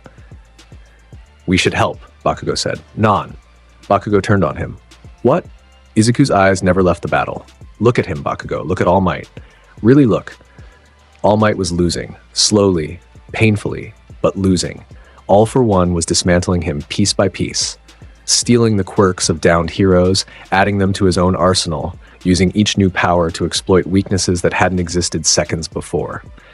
It was like watching a chess master with infinite pieces playing against a king who was running out of board, but All Might kept fighting. Not because he could win, because he had to. Because every second he stood was a second the civilians could evacuate. Every hit he absorbed was a hit that didn't land on someone else. "This is his fight," Izuku said quietly. "This is what the symbol of peace means. Not winning, standing when everything in the world says you should fall." All Might's final blow came with a word and a fist and the last spark of a power that had kept the world safe for 30 years. The United States of Smash. A punch that compressed everything All Might had ever been and everything he would never be again into a single point of impact. It connected. All for One went down. The shockwave flattened 6 city blocks. The cameras captured it. Every camera, from every angle, broadcast to every screen in Japan. And then All Might pointed. At the camera. At the world. At the future. He deflated. The muscular form, the symbol, the icon, the performance that had held a society together, dissolved. What remained was a thin, gaunt man coughing blood into his fist, standing in a crater of his own making. The world changed in that moment. Everyone watching felt it. The shift. The end of an era. Izuku felt it too. He felt it like a door closing, heavy, final, echoing. He waited. While the other heroes rushed in, while the cameras swarmed, while the world processed its grief in real time. He waited until the noise died down and the paramedics did their work, and All Might was sitting alone on a piece of rubble, wrapped in a shock blanket, staring at his own shaking hands. Izuku walked over. He sat down beside him. No fanfare, no audience. Just 2 people on a broken piece of concrete in a broken city. He pulled a lollipop from his pocket, unwrapped it, offered it. All Might looked at it. Then at Izuku. His eyes, sunken, exhausted, stripped of every pretense, were wet. "I couldn't give them a proper ending," All Might said. His voice was raw. "I wanted to show them that everything would be okay." Izuku stuck the lollipop in his own mouth, since All Might hadn't taken it. He sat with that sentence for a moment. Let it breathe. "You showed them something better than okay, mon ami. You showed them what it looks like to give everything you have and still stand up. That's not an ending." He looked at All Might. Directly. Without the grin. Without the performance. That's a beginning. That's a beginning. For every kid who watched you tonight and decided they want to be the reason someone else gets to go home safe. He paused. "You did that. No quirk needed." All Might stared at him. The broken hero looking at the boy who was never supposed to be one. "When did you get so wise, young Midoriya?" "Gambit's always been wise, monsieur. He just hides it behind the good looks." All Might laughed. It was small and broken and real, and it might have been the most valuable sound in the world at that moment. They sat together in the rubble while the city burned and the cameras flashed and the old world ended. 2 figures on a concrete slab, one who had been everything and now had nothing, and one who had started with nothing and was becoming everything. Neither of them knew what came next. But both of them knew that whatever it was, the cards were already in play. The provisional hero license exam came 6 weeks after Camino. A return to structure, to rules, to the institutional machinery of hero society doing what it did best. Testing, measuring, certifying, stamping paperwork. Izuku found the entire concept hilarious. "They want to give Gambit a license," he said, reading the notification. "Like a fishing permit. For heroism. It means you can legally use your quirk in public without getting arrested." Toga pointed out she was painting her nails gold because subtlety was not in her vocabulary. Gambit's been using his quirk in public since he was 7. Nobody gave him a license then. Nobody gave you anything then. That's the point. The exam took place at Takoba National Stadium, a massive outdoor venue converted into a testing ground. Hundreds of students from hero schools across Japan, all competing for provisional licenses. The air crackled with quirks and ambition and the desperate energy of teenagers who'd trained their whole lives for this. Izuku walked through the front gate with his coat over his uniform, lollipop in his mouth, and the calm energy of a man visiting a casino he already owned. He was recognized immediately. The sports festival had made sure of that. Students from Shiketsu, Ketsubutsu, and half a dozen other schools turned to stare as he passed. Whispers spread like ripples in a pond. That's him. The card guy. Gambit. Is that actually a trench coat in an exam? A second year from Shiketsu, tall, sharp-featured, wearing her school's distinctive hat, intercepted him. She was smiling, but it was the smile of someone who considered him a priority target, not a friend. "Izuku Midoriya, I've studied you. A lot of people have, Cher. Gambit's very studyable." I'm Kami. I'll be coming for you in the first round. Gambit looks forward to it. He walked past her. Toga, who had been a half step behind him, leaned close. I don't like her. You don't like anyone who smiles at me. I don't like anyone. You're the exception. Gambit's honored. The first phase of the exam was an elimination round. Every student wore 3 targets. Lose your targets, you're out. Hit other students' targets with small balls provided by the examiners, and you advance. Simple in concept. Chaos in execution, the buzzer sounded. 300 students scattered across the testing ground like ants on a kicked hill. Alliances formed and broke, quirks fired in every direction. The air was thick with projectiles, barriers, smoke, and shouting. Izuku didn't scatter. He walked. He walked to the center of the field, sat down on a concrete barrier, and shuffled his cards. Students converged on him. Of course they did. He was the prize target. The famous one, the strong one, the one that taking out would make your reputation. A dozen of them from 4 different schools, all closing in with balls ready and eyes bright. Izuku fanned his cards. Selected 3. Charged them with minimal yield, just enough for light and sound, not enough to injure. He threw them. 3 detonations. Small, precise, blinding. Purple flashbangs that went off at 3 compass points around his position. Every approaching student flinched, blinked, shielded their eyes. In the half-second of blindness, Izuku moved. He was off the barrier and through the crowd, plucking targets from stunned students as he passed. His fingers were surgical. Years of pickpocketing translated directly to this. A brush against a shoulder, a tap on a hip.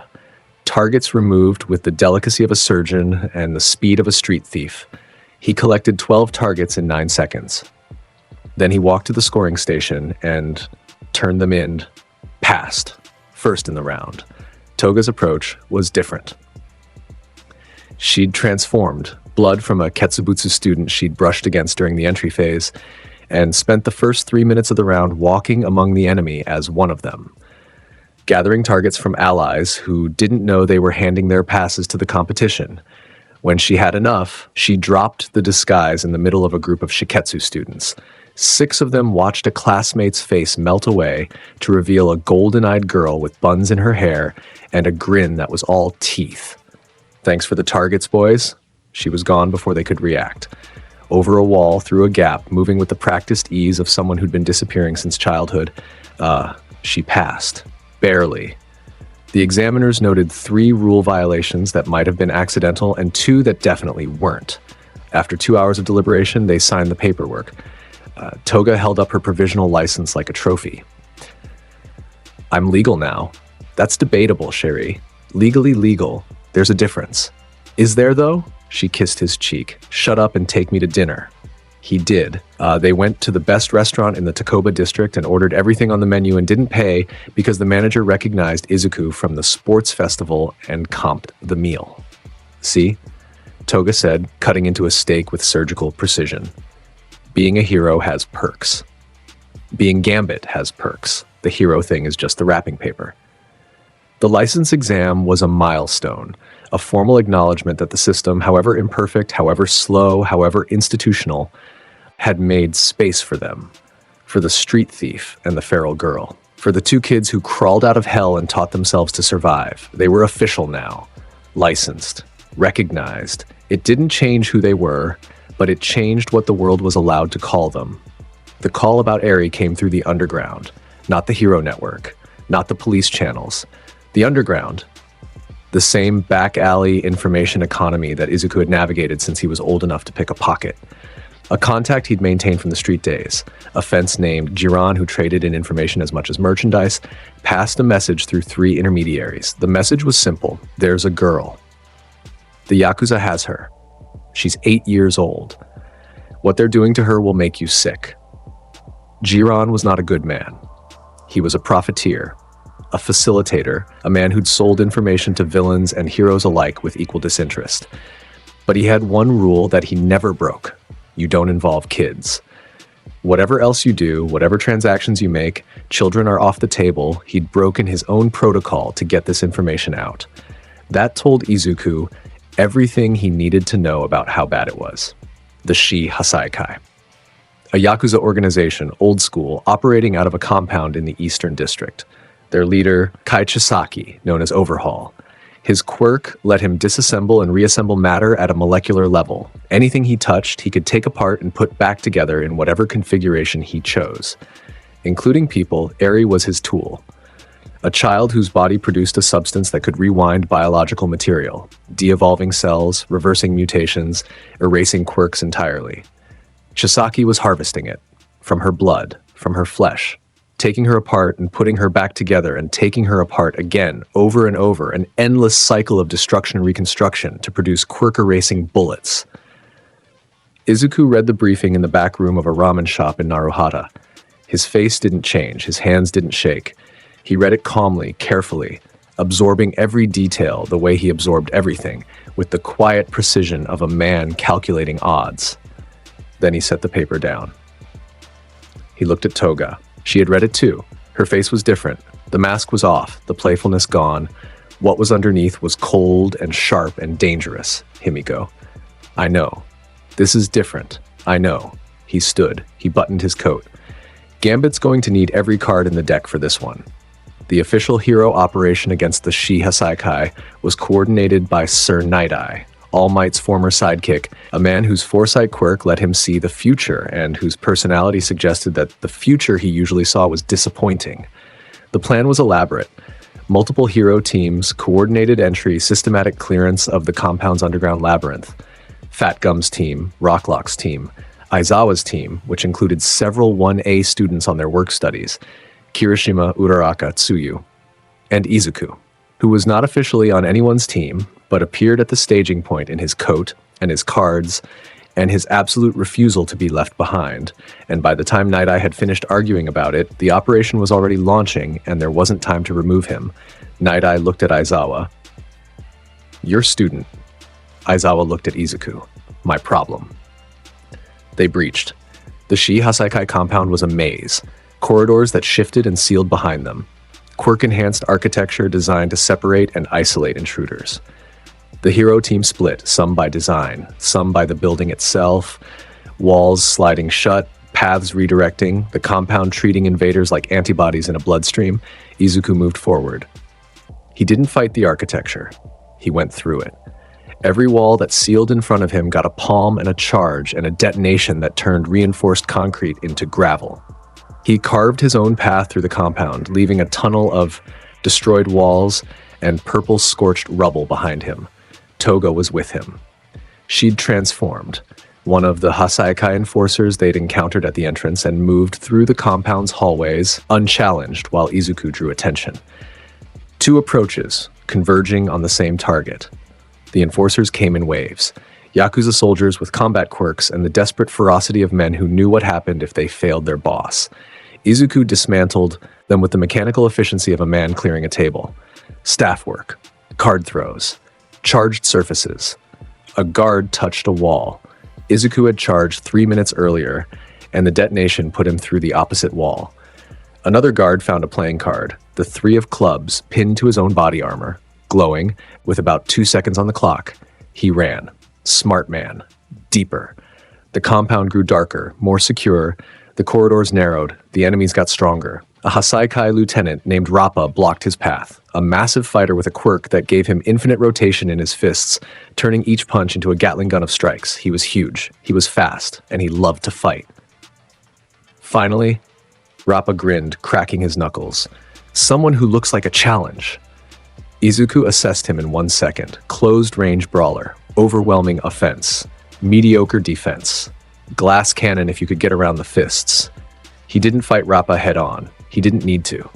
He charged the floor beneath Rappa's feet while they circled each other, engaging in the kind of pre-fight posturing that Izuku would normally enjoy but didn't have time for today.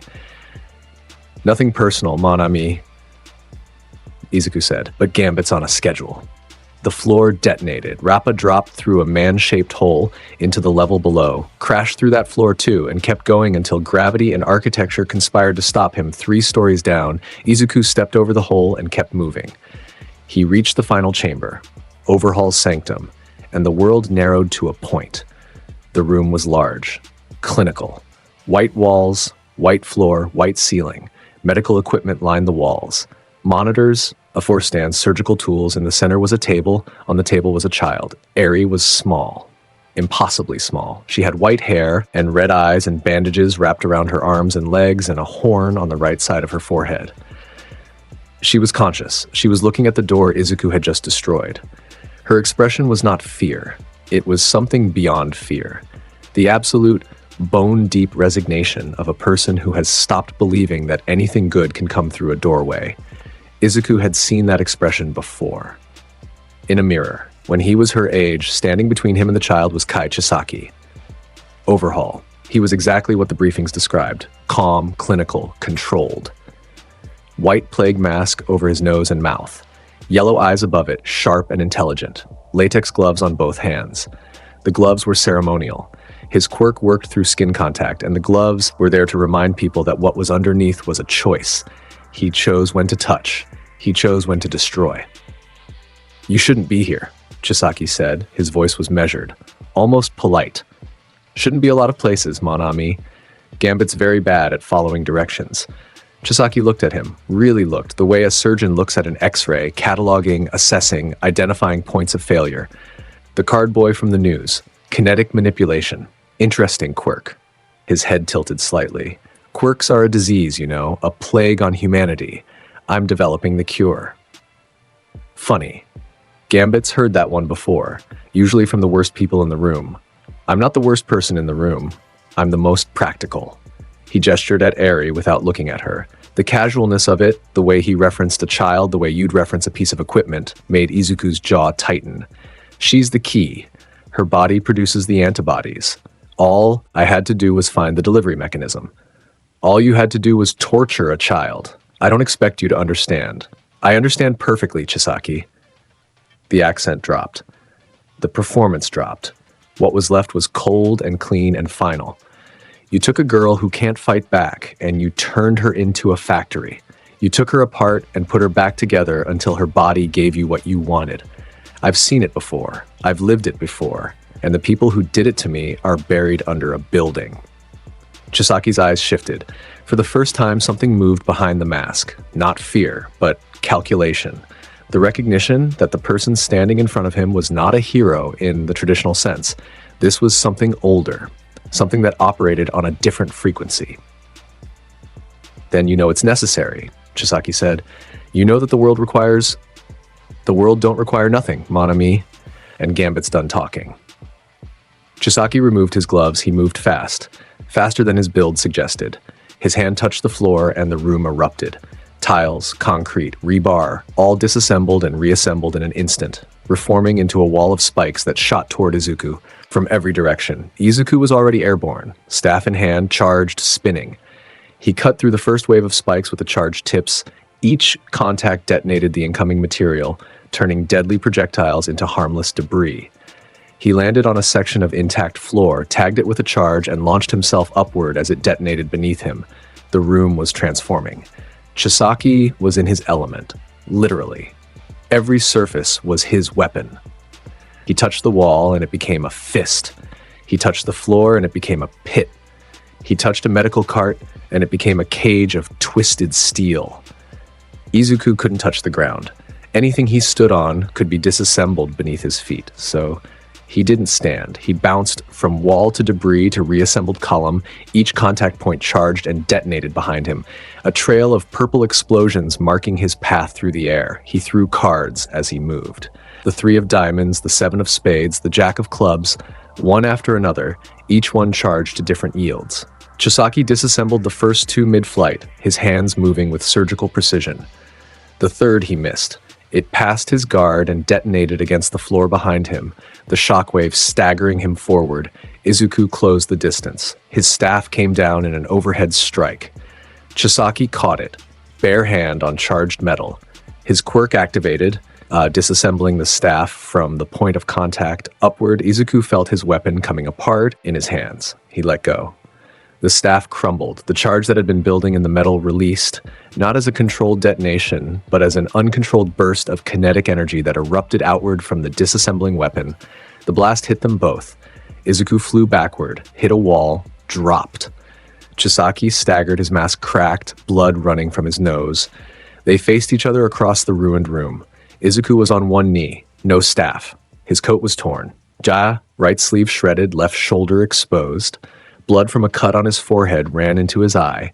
He wiped it. He stood. He had cards. He counted them by feel inside his coat. 12 left. That was enough. Your weapon's gone, Chisaki said. He was breathing hard. The uncontrolled blast had hurt him. His coordination was off, his quirk response slightly delayed. Your tricks are running out. Gambit don't need tricks, mon ami. He drew a card. The Queen of Hearts. Duh. He held it between two fingers and the purple glow was immediate. Bright, intense, burning like a flare. He just needs one good hand. He threw the queen, not at Chisaki. At the ceiling.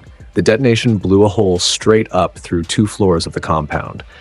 Sunlight poured in, actual daylight, pure and white, flooding the clinical chamber.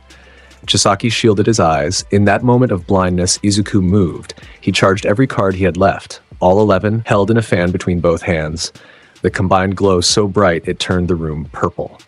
He crossed the distance to Chisaki in 3 strides. Chisaki's hands came up. Disassembly. His quirk reaching for Izuku's body, for his cells, for the molecular structure that held him together. Izuku threw the cards at the floor around Chisaki's feet. Not at him. Around him. A circle. The detonations went off in sequence, a ring of explosions that created a pillar of upward force. The concussive column lifted Chisaki off the ground, removing his contact with any surface. His quirk needed touch. No surface, no weapon, no defense. Izuku jumped. Into the concussive column through the force of his own explosions, his body screamed. The energy battered him from all sides, but he'd been building tolerance to his own detonations for years. He could take it, not comfortably, but enough. He reached Chisaki at the apex of the column. They were face to face, 3 meters off the ground, suspended in a pillar of purple violence. Izuku grabbed Chisaki's wrists, both of them. Bare skin on bare skin. Chisaki's quirk activated. Izuku felt the disassembly begin, his cells starting to come apart at the point of contact. He charged his own hands, not the gloves, not a weapon. His hands, his own skin. The kinetic energy met the disassembly at the cellular level. It was not pleasant. It was the opposite of pleasant. It was every nerve in his hands firing simultaneously. A white-hot collision between a force that wanted to take him apart and a force that wanted to push outward. The 2 powers warred at the molecular boundary. Izuku held. He held through the pain and the conflict and the absolute certainty that if he let go, Chisaki would kill him. The charge built. The glow intensified. And then, at the point of equilibrium, where Chisaki's quirk met Izuku's quirk and neither could advance, Izuku released. The detonation was contained to the point of contact, both of Chisaki's wrists. The blast was microscopically precise, enough force to shatter the small bones of the wrist, to disrupt the nerve pathways, to make those surgeons' hands useless. Chisaki screamed. His quirk cut out.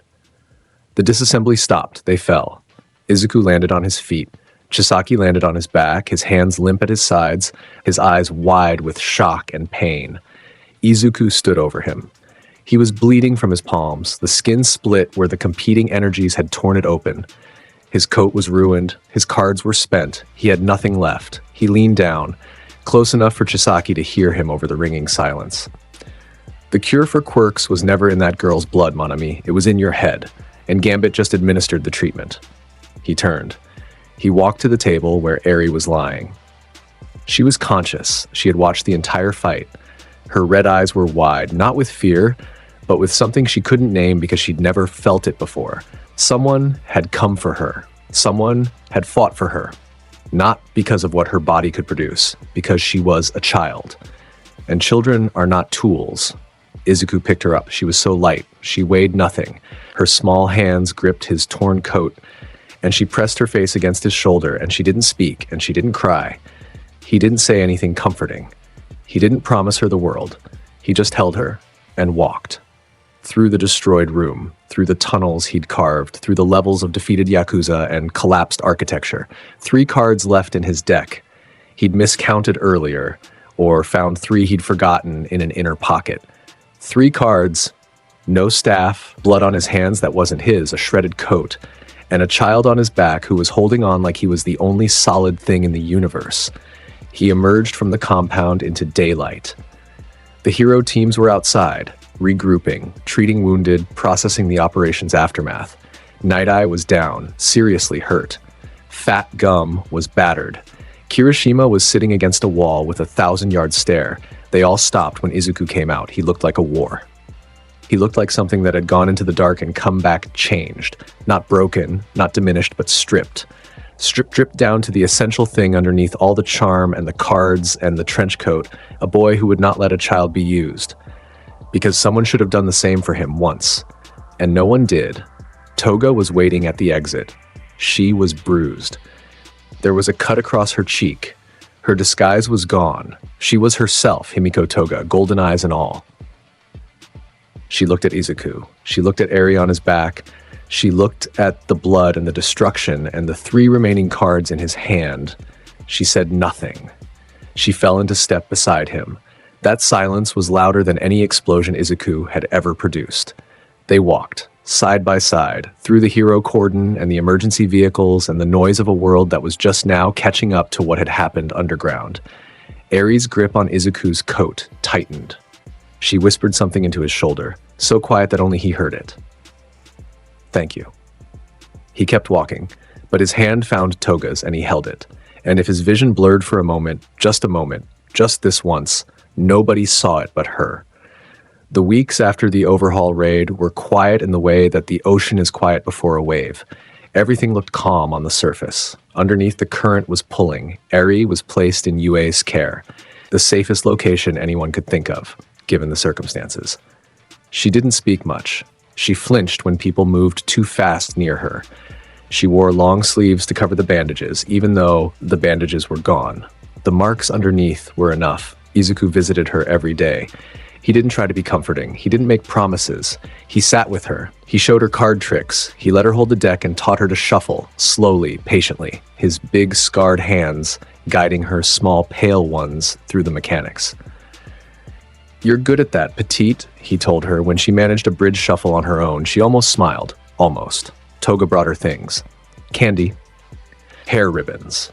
A small plush rabbit she'd acquired through means that were not examined too closely. The 3 of them sat in Eri's room some evenings. Izuku shuffling, Toga braiding Eri's hair, nobody talking much. The quiet was enough. Aizawa watched this from a distance. He said nothing. But his incident reports for that period contained a recurring note. Student Midoriya continues to demonstrate behavioral patterns inconsistent with his file classification. The joint training exercise was supposed to be a routine event. Class 1A versus Class 1B, structured rounds, teams of 4, a chance for both classes to measure their growth in a controlled environment. Izuku's team drew the 5th round, the last matchup of the day. His teammates were Uraraka, Ashido, and Mineta. Across from them, Class 1B fielded their strongest hand. Nato Monoma, Reiko Yanagi, Yui Kodai, and Nirengeki Shoda. Monoma was the wild card. His copy quirk let him replicate the quirk of anyone he touched, using it for up to 10 minutes. He was smart, strategic, and had been waiting for this matchup with the obsessive patience of a man with something to prove. Finally, Monoma said from across the field, arms spread, grin wide. "The great Gambit himself. I've been looking forward to this." "A lot of people say that to Gambit, mon ami. Most of them regret it. Not me, because I know your secret." He raised a finger. "Your quirk is kinetic energy manipulation. You charge objects through physical contact, which means if I copy your quirk, I get the same power, and then it's an even playing field." Izuku looked at him. Then he laughed. Not cruel. Almost fond. "Oh, chair, you don't want to do that." "Start," Vlad King called. Monoma charged. He was fast, not Bakugo fast, but smart fast, using his teammates as a screen. Shoda and Kodai created obstacles. Yanagi launched debris with her poltergeist quirk. Under cover of the chaos, Monoma slipped through, reaching for Izuku's exposed hand. Izuku let him make contact. Monoma touched his wrist. The copy quirk activated. Monoma felt the power flood in, the potential energy, the kinetic charge, the ability to turn any object into a bomb. His eyes lit up. Got it! He grabbed a piece of debris from the ground. He pushed energy into it, or tried to. The charge built. The object began to glow. Then it kept building. The glow intensified, the debris vibrated, the air hummed. Monoma's hand was shaking. The energy output was climbing past where it should have leveled off, accelerating beyond his ability to modulate. What? How do I? Stop it, Izuku supplied helpfully from 10 meters away. You don't. That's the thing about Gambit's quirk, mon ami. The power's easy. The control takes years. And you just got behind the wheel of a race car without knowing where the brakes are. Monoma's eyes went wide. The debris in his hand was glowing white-hot. The charge was critical. In about 2 seconds, it was going to detonate with enough force to take his arm off.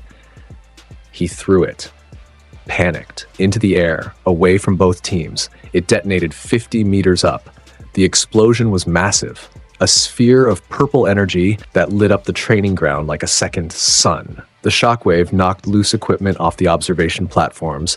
Monoma stood in the middle of the field, hands smoking, breathing hard, staring at the sky.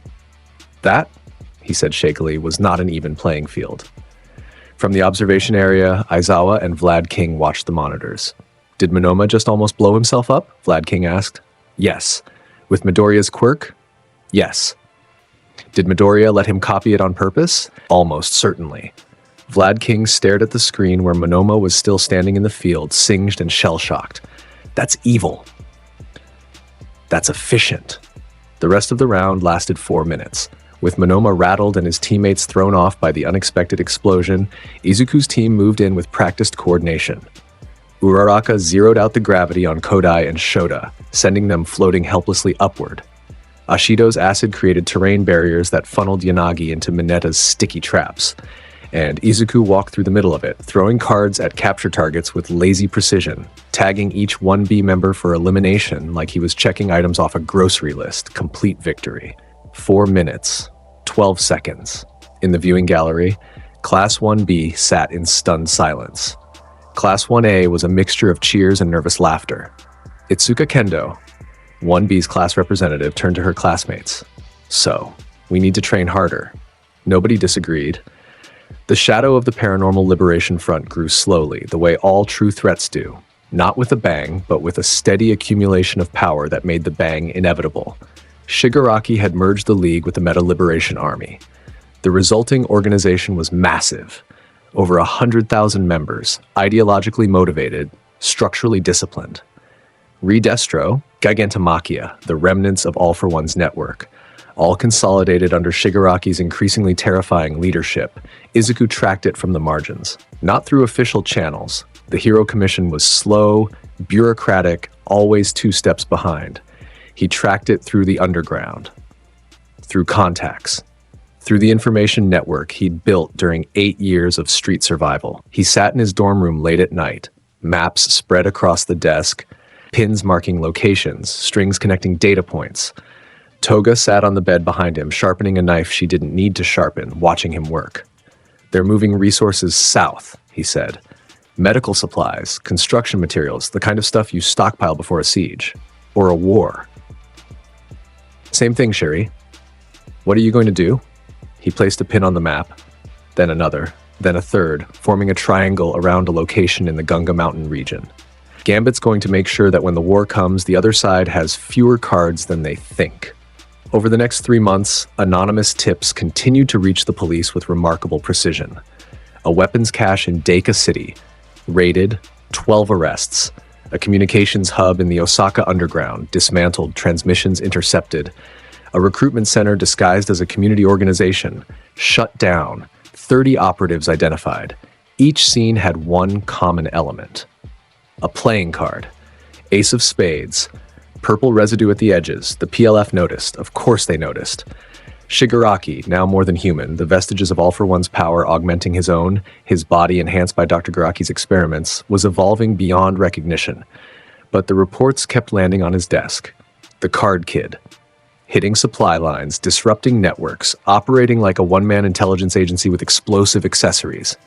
He's taking pieces off my board, Shigaraki said during a war council. Want me to deal with him? Dabi asked, blue flames dancing in his palm. No.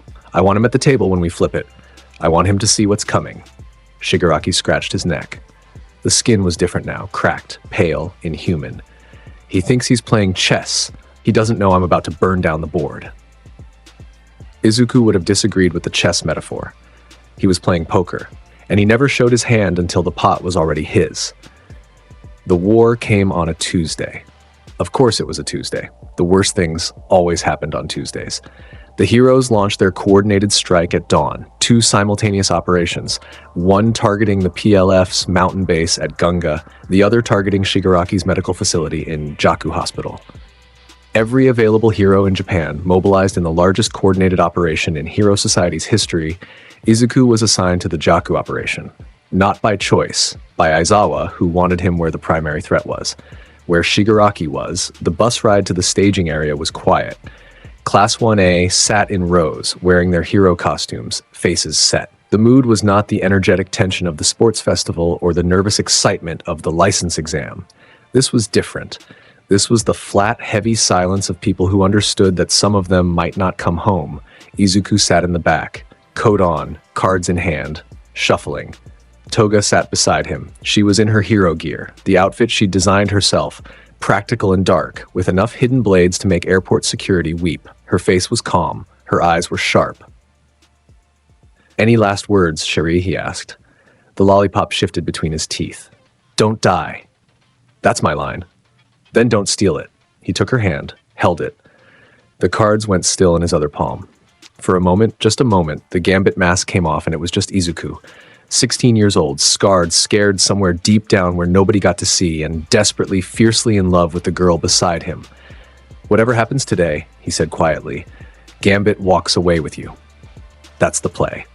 And if the play doesn't work, then we improvise. We always do." She squeezed his hand. He squeezed back.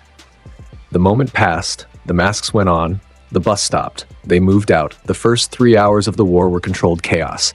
The heroes executed their initial strike on Jaku Hospital with precision. Breach, secure, evacuate civilians. The PLF's outer defenses folded faster than expected. Too fast, like they wanted the heroes inside. Underground, in the sub-basements of the hospital, Dr. Garaki's lab was humming with the culmination of years of work. Shigaraki's body, rebuilt, augmented, dormant in a tank of preservation fluid, was nearing completion. When the heroes breached the lab, the tank shattered.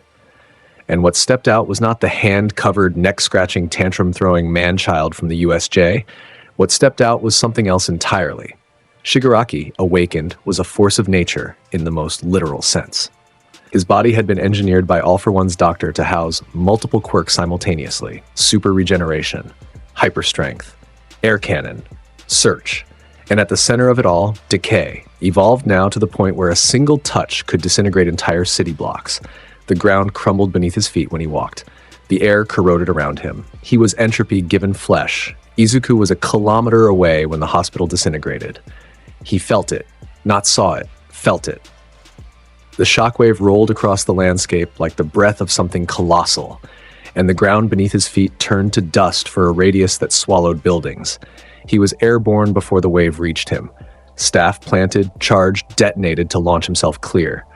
Below, entire blocks crumbled. Heroes scrambled for high ground. Some didn't make it. The decay stopped. Shigaraki stood in the center of a crater that had been a city. He looked up. His eyes found Izuku in the air, found him through the dust and the distance with a search quirk that could locate anyone, anywhere. "There you are," Shigaraki said. His voice was different, deeper, layered. The card player. Izuku landed on a section of elevated highway that had survived the initial wave. He straightened his coat. He drew a card. "Bonjour, Shigaraki. Love what you've done with the place." The first exchange covered 3 city blocks. Shigaraki moved with impossible speed, enhanced by quirks he'd never possessed before, strength and agility layered on top of his already formidable combat instincts. He came at Izuku like a natural disaster, ground crumbling beneath him, air warping around him, hands reaching with the absolute certainty that one touch meant death. Izuku didn't engage directly. He couldn't. Touching Shigaraki meant decay. Getting touched meant death. The only option was distance, speed, and the creative application of kinetic energy to objects that weren't attached to his own body. He threw cards. Dozens of them. A blizzard of charged playing cards that filled the air between them with purple light and detonation. Each explosion cratered the ground, shattered debris, created shockwaves that pushed Shigaraki back by inches. Shigaraki walked through them. His regeneration healed the blast damage as fast as it was dealt. The explosions rocked him, bloodied him, shredded his clothes and his skin, and seconds later, the skin was new. The blood was gone, the damage was erased. "You can't hurt me." Shigaraki said. Not like that. Not with your little cards. Izuku landed on a rooftop. Assessed. Calculated. The direct approach wasn't working. The cards were doing damage, but the regeneration outpaced the yield. He needed something bigger, something smarter. He needed to change the game. Gambit's not trying to hurt you, mon ami, he called down. He's just getting your attention. The hurt comes later. He moved, building to building, rooftop to rooftop. Every surface he touched, walls, ledges, satellite dishes, air conditioning units, he charged, not detonated. Charged. Sustaining the energy the way he'd been practicing since those pre-dawn sessions, holding 50, 100, 200 points of potential energy across the landscape. Shigaraki followed, destroying everything in his path. Buildings crumbled beneath his touch. Streets dissolved. The decay spread outward like an infection, consuming the city block by block. But the decay didn't reach the charged objects. Izuku's kinetic energy, it turned out, created a buffer. The stored potential resisted the disintegration, pushing back against the entropy. The charged surfaces held while everything around them crumbled. Shigaraki noticed. Your power fights mine, he said. His head tilted. The intelligence behind the rage was working. Interesting. Gambit's full of interesting tricks, mon ami. He was on a rooftop 6 buildings away from Shigaraki. Between them was a cityscape of charged objects. Hundreds of glowing purple points scattered across the ruins like stars reflected in rubble. The combined glow turned the air magenta. It was beautiful and terrible, a constellation of destruction waiting to be born. Izuku held them all in his mind. Everyone. Each charge a thread, each thread a note in a symphony of potential energy. The strain was enormous. His nose was bleeding, his hands were shaking, the muscles in his forearms were locked in sustained contraction. But he held them. Shigaraki leapt. Across the gap between buildings toward Izuku, hands outstretched, decay emanating from every finger. Izuku released, not one at a time, not in sequence, all of them, simultaneously. 200 charged objects detonating at once in a cascading chain reaction that turned 6 city blocks into a single, enormous, interconnected explosion. The blast was visible from orbit. Purple energy erupted from every charged point. Walls, rooftops, street signs, mailboxes, car doors, window frames, creating a grid of overlapping detonations that generated a concussive field of impossible density. The individual explosions merged into a single sustained wave of kinetic force that compressed, expanded, and compressed again in a rhythm that turned the air itself into a weapon. Shigaraki was caught in the center of it. The blast didn't touch his body. It hit the space around him, the air pressure, the sound waves. The kinetic energy converted to heat and force and pure, undirected violence. His regeneration struggled. Damage was being dealt from every direction simultaneously, not to his skin, but to his cells. The concussive pressure was reaching inside him, disrupting the regeneration at a molecular level, preventing the healing factor from establishing a baseline. He was being destroyed faster than he could rebuild. Not through power, through engineering, through the precise, calculated application of 300 detonations orchestrated by a 16-year-old street thief who understood physics the way musicians understand sound. The explosion lasted 4 seconds. In those 4 seconds, Shigaraki experienced more damage than any single attack in the war had dealt. His body, enhanced, engineered, nearly invincible, was pushed to its absolute limit. When the energy faded, when the purple light died and the dust began to settle, Shigaraki was on his knees. Bleeding. Broken. His regeneration cycling desperately, healing wounds that kept reopening, rebuilding tissue that was still receiving the aftershock reverberations of 200 simultaneous explosions. He looked up. Izuku stood on the remnant of a building, a single pillar of concrete that had survived the detonation because he hadn't charged it. He was standing on the one piece of ground he'd left intact. His nose was bleeding freely. His left eye was swollen shut from burst blood vessels. His hands were raw, the skin cracked and peeling from channeling that much energy at once. He had one card left, the Ace of Spades. Always the Ace of Spades. He held it between 2 fingers. The charge built slowly. His body was drained, his reserves nearly empty. But the card began to glow. Faintly at first, then brighter, then brighter. He looked down at Shigaraki. 2 boys. 2 products of a broken world. One had been sold, the other had been abandoned. One had found someone to hold on to, the other had found only decay. You know what's funny, Shigaraki? We're the same story told twice. Different endings.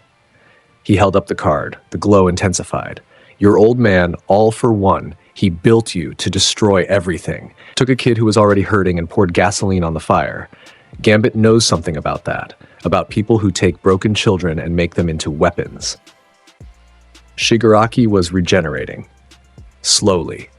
His body was pulling itself back together, piece by piece.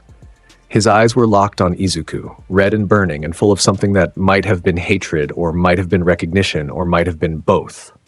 The difference, Izuku said, is that somebody held my hand in the dark and nobody held yours, and that's not your fault.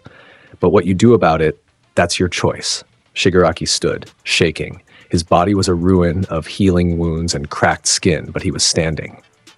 You think a speech is going to stop me? His voice was raw, shredded. Gambit don't think speeches stop anything, mon ami. That's what this is for. He threw the ace. The final card. Maximum charge. Everything he had left.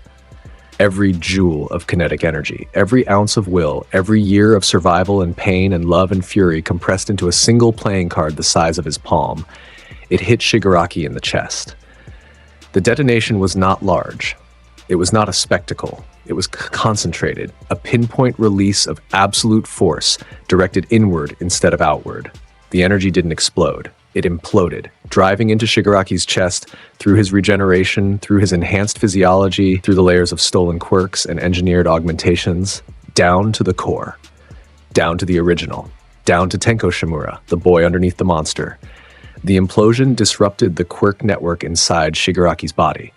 Not permanently. Izuku didn't have that kind of power, but temporarily. For 3 seconds, the stolen quirks cut out. The regeneration stopped. The decay halted. Shigaraki was, for 3 seconds, just a man. He fell. Not dramatically, not cinematically. He just stopped. His legs gave out. His eyes went blank. He crumpled to the rubble and lay there, breathing, staring at the sky. Izuku dropped from the pillar. His legs nearly gave out when he landed. He was running on fumes and stubbornness and not much else. He walked to where Shigaraki lay. He stood over him. It's over, mon ami. Shigaraki blinked. His hand twitched, reaching for Izuku's ankle. For one last act of decay, Izuku stepped on his wrist. Gently. Just enough pressure. Don't. Just don't.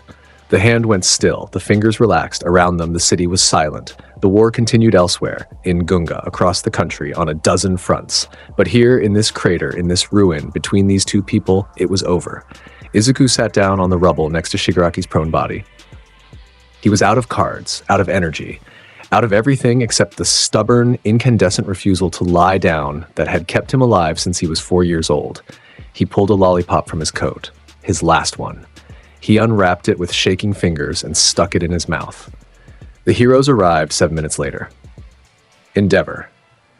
Now the number one, carrying the weight of a title he'd always wanted and never deserved, led the containment team.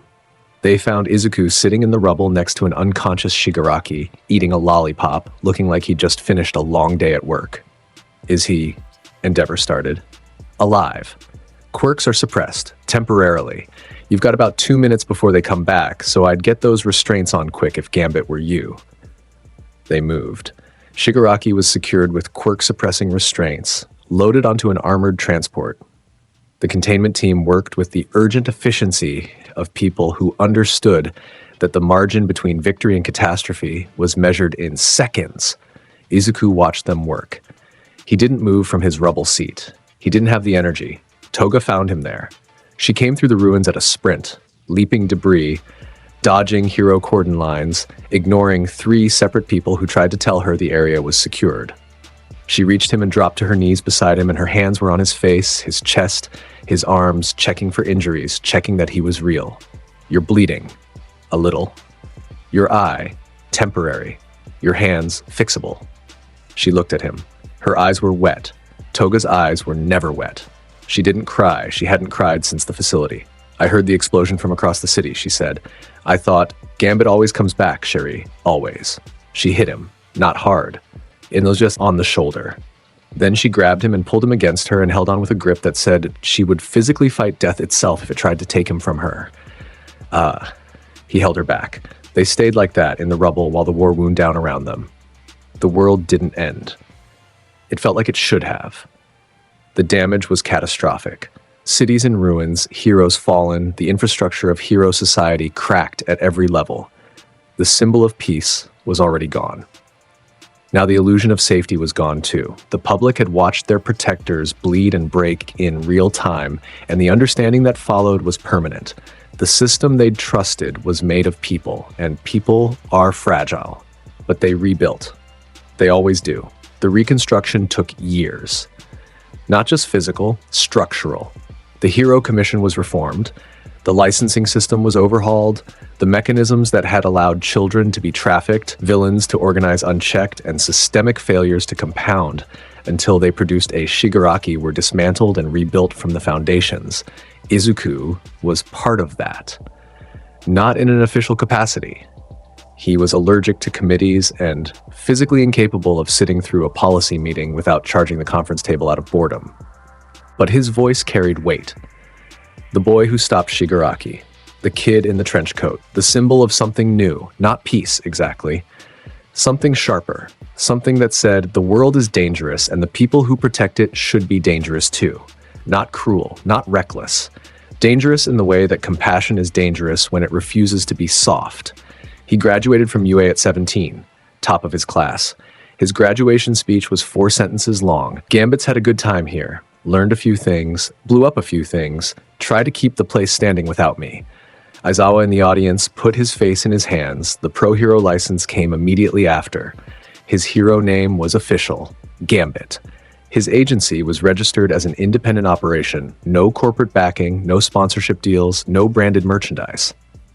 Just a storefront office in the Naruhata district with a playing card logo on the door and a sign that read, "If the door's open, Gambit's dealing. If it's closed, come back tomorrow." He took the cases nobody else would touch, the gray area work, the investigations that crossed lines, the institutional heroes couldn't, missing persons, underground operations, quirk trafficking rings, the kind of work that required someone who could move between worlds, the legal and the illegal, theft, the bright and the dark, with equal fluency. He was wanted for property damage in 3 prefectures by the end of his first year. He was also responsible for the highest case closure rate of any independent hero in the country. The authorities chose to focus on the second statistic. Toga went legitimate, mostly. Her hero license was listed under the name Crimson, and her specialty was officially classified as covert operations and intelligence gathering. Unofficially, she was the most effective infiltrator in the hero world, capable of becoming anyone and going anywhere. She worked alongside Izuku on most cases and independently on others. She was terrifying. She was effective. She was happy, or as close to happy as someone with her history and her temperament could achieve, which it turned out was pretty close when the conditions were right. The conditions were Izuku. Always Izuku. He proposed on a Tuesday. Because Tuesdays, they were on a rooftop, a different rooftop than the UA dorm, but in spirit, the same. The city spread out below. The night was clear. Stars were visible. He didn't have a ring. He had a card, the Queen of Hearts, charged with the smallest amount of energy he could manage, just enough to glow, just enough to be beautiful. He held it out to her. Himiko Toga. Gambit's been thinking. That's dangerous. Always is. He turned the card in his fingers. The purple light played across her face. We've been running together since we were kids. We've fought together, survived together, built something out of nothing together. And the whole time, you've been the one thing Gambit never had to gamble on. She was watching him. Her eyes were gold, steady, burning. So here's the deal, Sherry. No more playing, no more shuffling. Gambit's showing his hand. He held up the card. All in. What do you say? She looked at the card. She looked at him. Is that your proposal? A playing card? It's the Queen of Hearts, Cherry. It's always been you. She took the card. She held it up to the light, the glow reflected in her eyes. You're an idiot, she said. Is that a yes?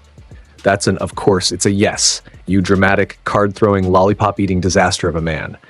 He kissed her, on a rooftop, under the stars, with the city humming below and the card glowing between them like a tiny purple sun. It was, by any measure, the best hand he'd ever played. The wedding was small. The rooftop was the same one from UA. Izuku had called in a favor with Nezu, the principal, who was delighted to accommodate and slightly terrified of what would happen if he didn't. The guests numbered under 20.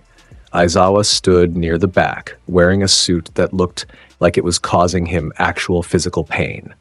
His arms were crossed. His expression was the one he used when he was experiencing emotions and deeply resented the fact.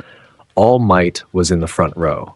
Thin, gaunt, retired, and carrying himself with the quiet dignity of a man who had given everything and found peace in what remained. He held a handkerchief. He was already using it before the ceremony started. Kirishima was there, crying harder than All Might, which was saying something. Kaminari was next to him, also crying, because Kaminari cried at everything. Todoroki stood to one side, hands in his pockets, the faintest warmth in his expression, an expression that 5 years ago would have been impossible. Bakugo was there.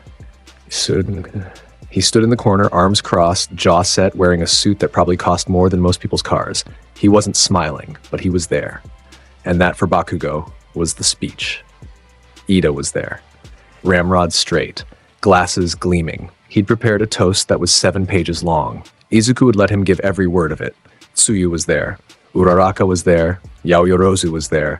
The people who had earned their place in the story, not through grand gestures, but through the accumulated weight of years, of shared meals and shared fights and shared silences. Eri was there. She was 13 now, tall for her age, quiet, with white hair and red eyes and a small horn and a smile that she'd learned to wear somewhere around the age of 10, when she realized that smiling didn't have to mean pretending. Toga walked across the rooftop. She wore something white, not traditional. Nothing about them was traditional. The dress was sharp and elegant and slightly dangerous looking, with a slit that was definitely not regulation and a neckline that made Aizawa look away and Kirishima cry harder. Her hair was down, gold eyes luminous.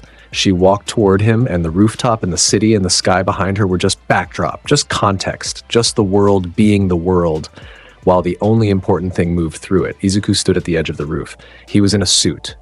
Black. Well-fitted. The trench coat was gone, for the first and only time anyone could remember. His hands were in his pockets. His hair was its usual mess. His red eyes caught the light. He was not cool. He was not smooth. He was not performing. The Gambit mask was gone, and what was underneath was visible, not to the crowd, but to her, because she was the only one who'd ever seen it. The boy from the cell. The child who'd shared a cracker with a muzzled girl in the dark and changed both their lives. She reached him. She stopped. "You're shaking," she said. "Gambit doesn't shake. Your hands are in your pockets because they're shaking." Details. She took his hands, pulled them out of his pockets, held them. They were shaking. She held them still. "We made it," she whispered. "We made it." He didn't say something funny. He didn't quip. He didn't deflect with charm or third-person references or Cajun French. He just stood there, holding her hands, looking at her, and his eyes said everything his mouth couldn't. They said, "I have survived everything, every cage, every scar, every night on a cold street with nothing, and I would do all of it again, every single day of it, because the road led here, to you, to this rooftop, to a world where a boy from a burning facility and a girl from a muzzle get to stand in the open air and choose each other."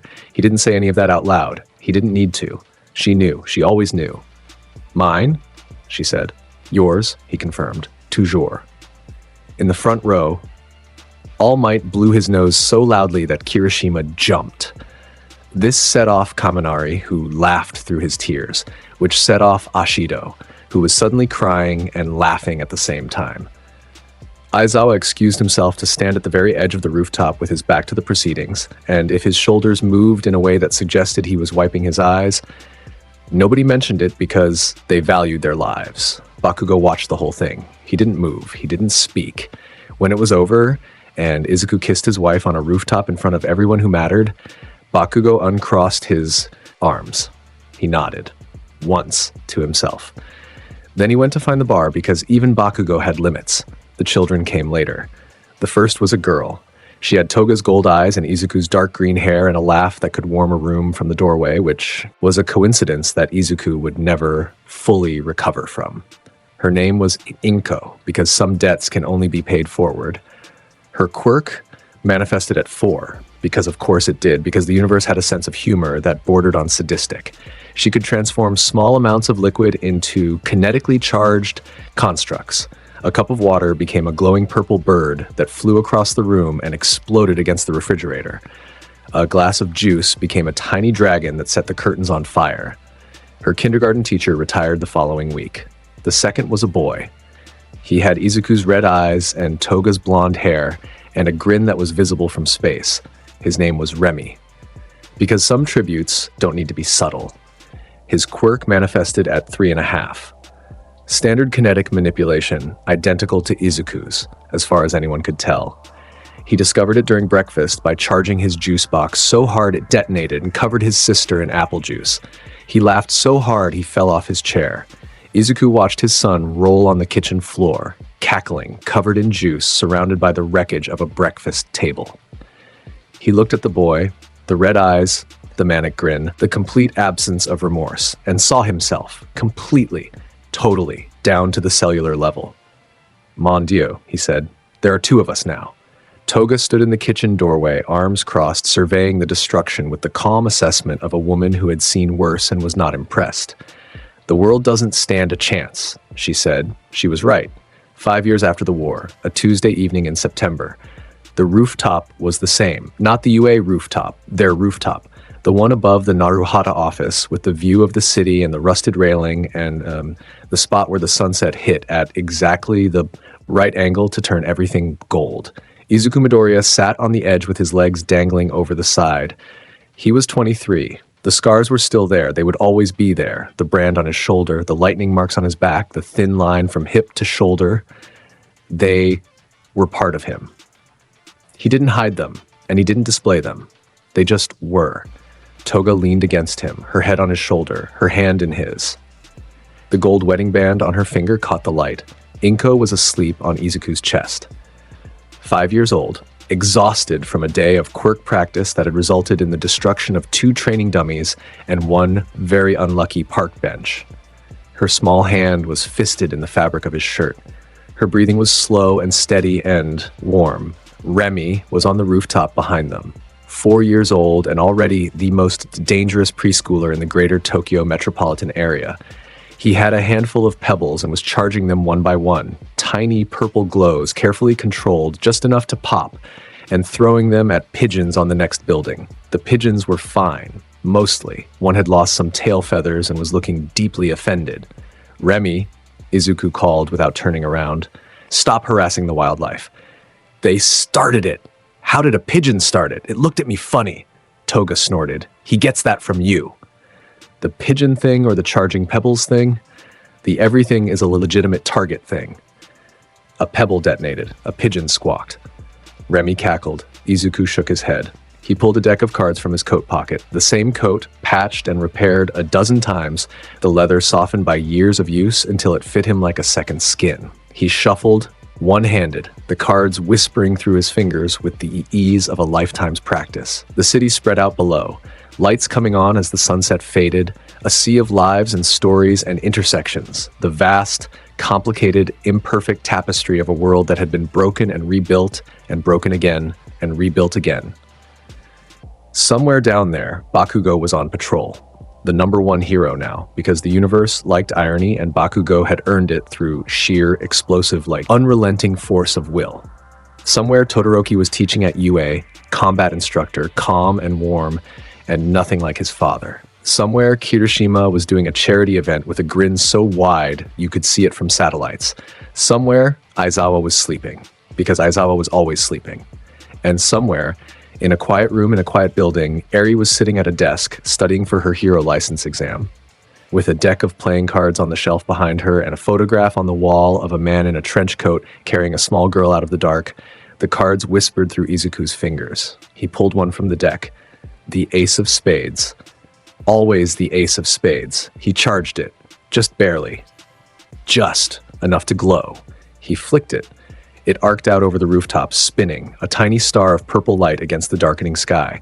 It rose, turning end over end, catching the last of the sunset, burning brighter as it reached its apex. Remy saw it. His eyes went wide. "Do it, Dad." The card detonated. A bloom of purple light, small, silent, beautiful. It hung in the air for 2 seconds like a flower made of electricity, petals of kinetic energy unfurling against the dark. Then it faded, and the night came, and the city hummed.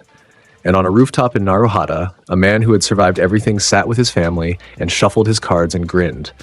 Because that's the thing about Izuku Midoriya. The thief, the gambler, the fighter, the boy who walked out of hell with a girl on his arm and a grin on his face, and built a life so bright it made the purple glow look dim by comparison. He always knew what the rest of the world took a lifetime to learn. The cards don't matter. The deck doesn't matter. The odds, the stakes, the table, the house, none of it matters. What matters is who's sitting next to you when the last hand is played. What matters is the people you held on to when the world tried to take everything. What matters is the choice you make when the chips are down and the cards are spent, and there's nothing left but you and the dark and the question of what you're willing to fight for. Izuku Midoriya fought for a girl in a muzzle. He fought for a class that became a family. He fought for a world that forgot to fight for him. He fought with cards and a staff and a coat and a grin and the absolute bone-deep, unshakable conviction that the house always wins. And the house was his now. Every table, every card, every chip, his wife beside him, his daughter asleep on his chest, his son throwing charged pebbles at pigeons and laughing like the world was made of joy. He shuffled the deck. He drew a card. He grinned. Purple light. Always purple light. And somewhere in the space between one heartbeat and the next, between the shuffle and the deal, between the glow and the dark, Remy LeBeau smiled. The house always wins. The Chronos Legend roster. Huge respect to the legends fueling this journey. Your support is the engine behind everything we do. Whether you're on the front lines or reaching for the stars, you make this possible. Pro Heroes, the elite front line, stepping up and setting the pace for the whole community. Rathakit, Dylan the Proud, D.I., Fire 05. Symbol of peace, the pillars of the community, the titans who keep our foundations solid and the hype alive.